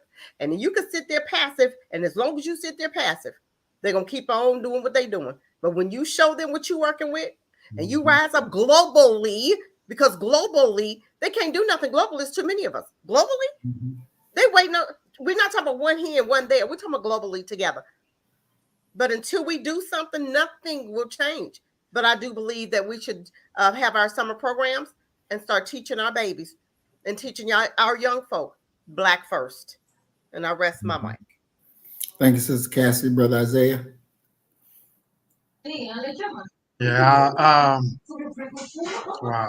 Yeah, you said a mouthful and a whole lot more, but Muhammad, and everybody on this panel, matter of fact.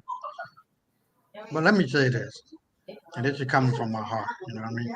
From my soul and my mind and from my ancestors. I always try to pray to our ancestors and try to connect myself to the Akashic record, right?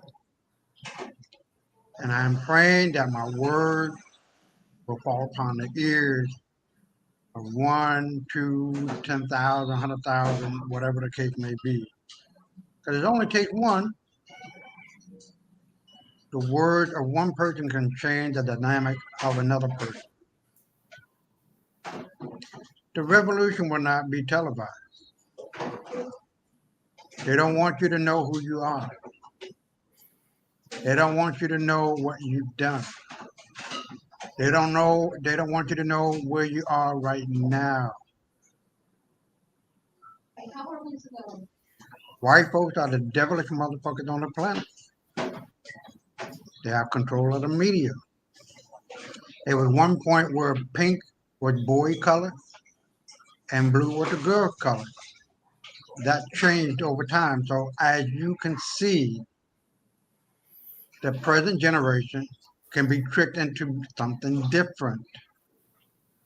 That little cartoon that showed a really big tough really big tough guy in the cartoon changed into a feminine kind of a dude. This is going on. Hypnotism, what you want to call it, spell binding, what you want to call it, manipulation, psychological, it's all the same. But when you know the past, you can understand the present and predict the future.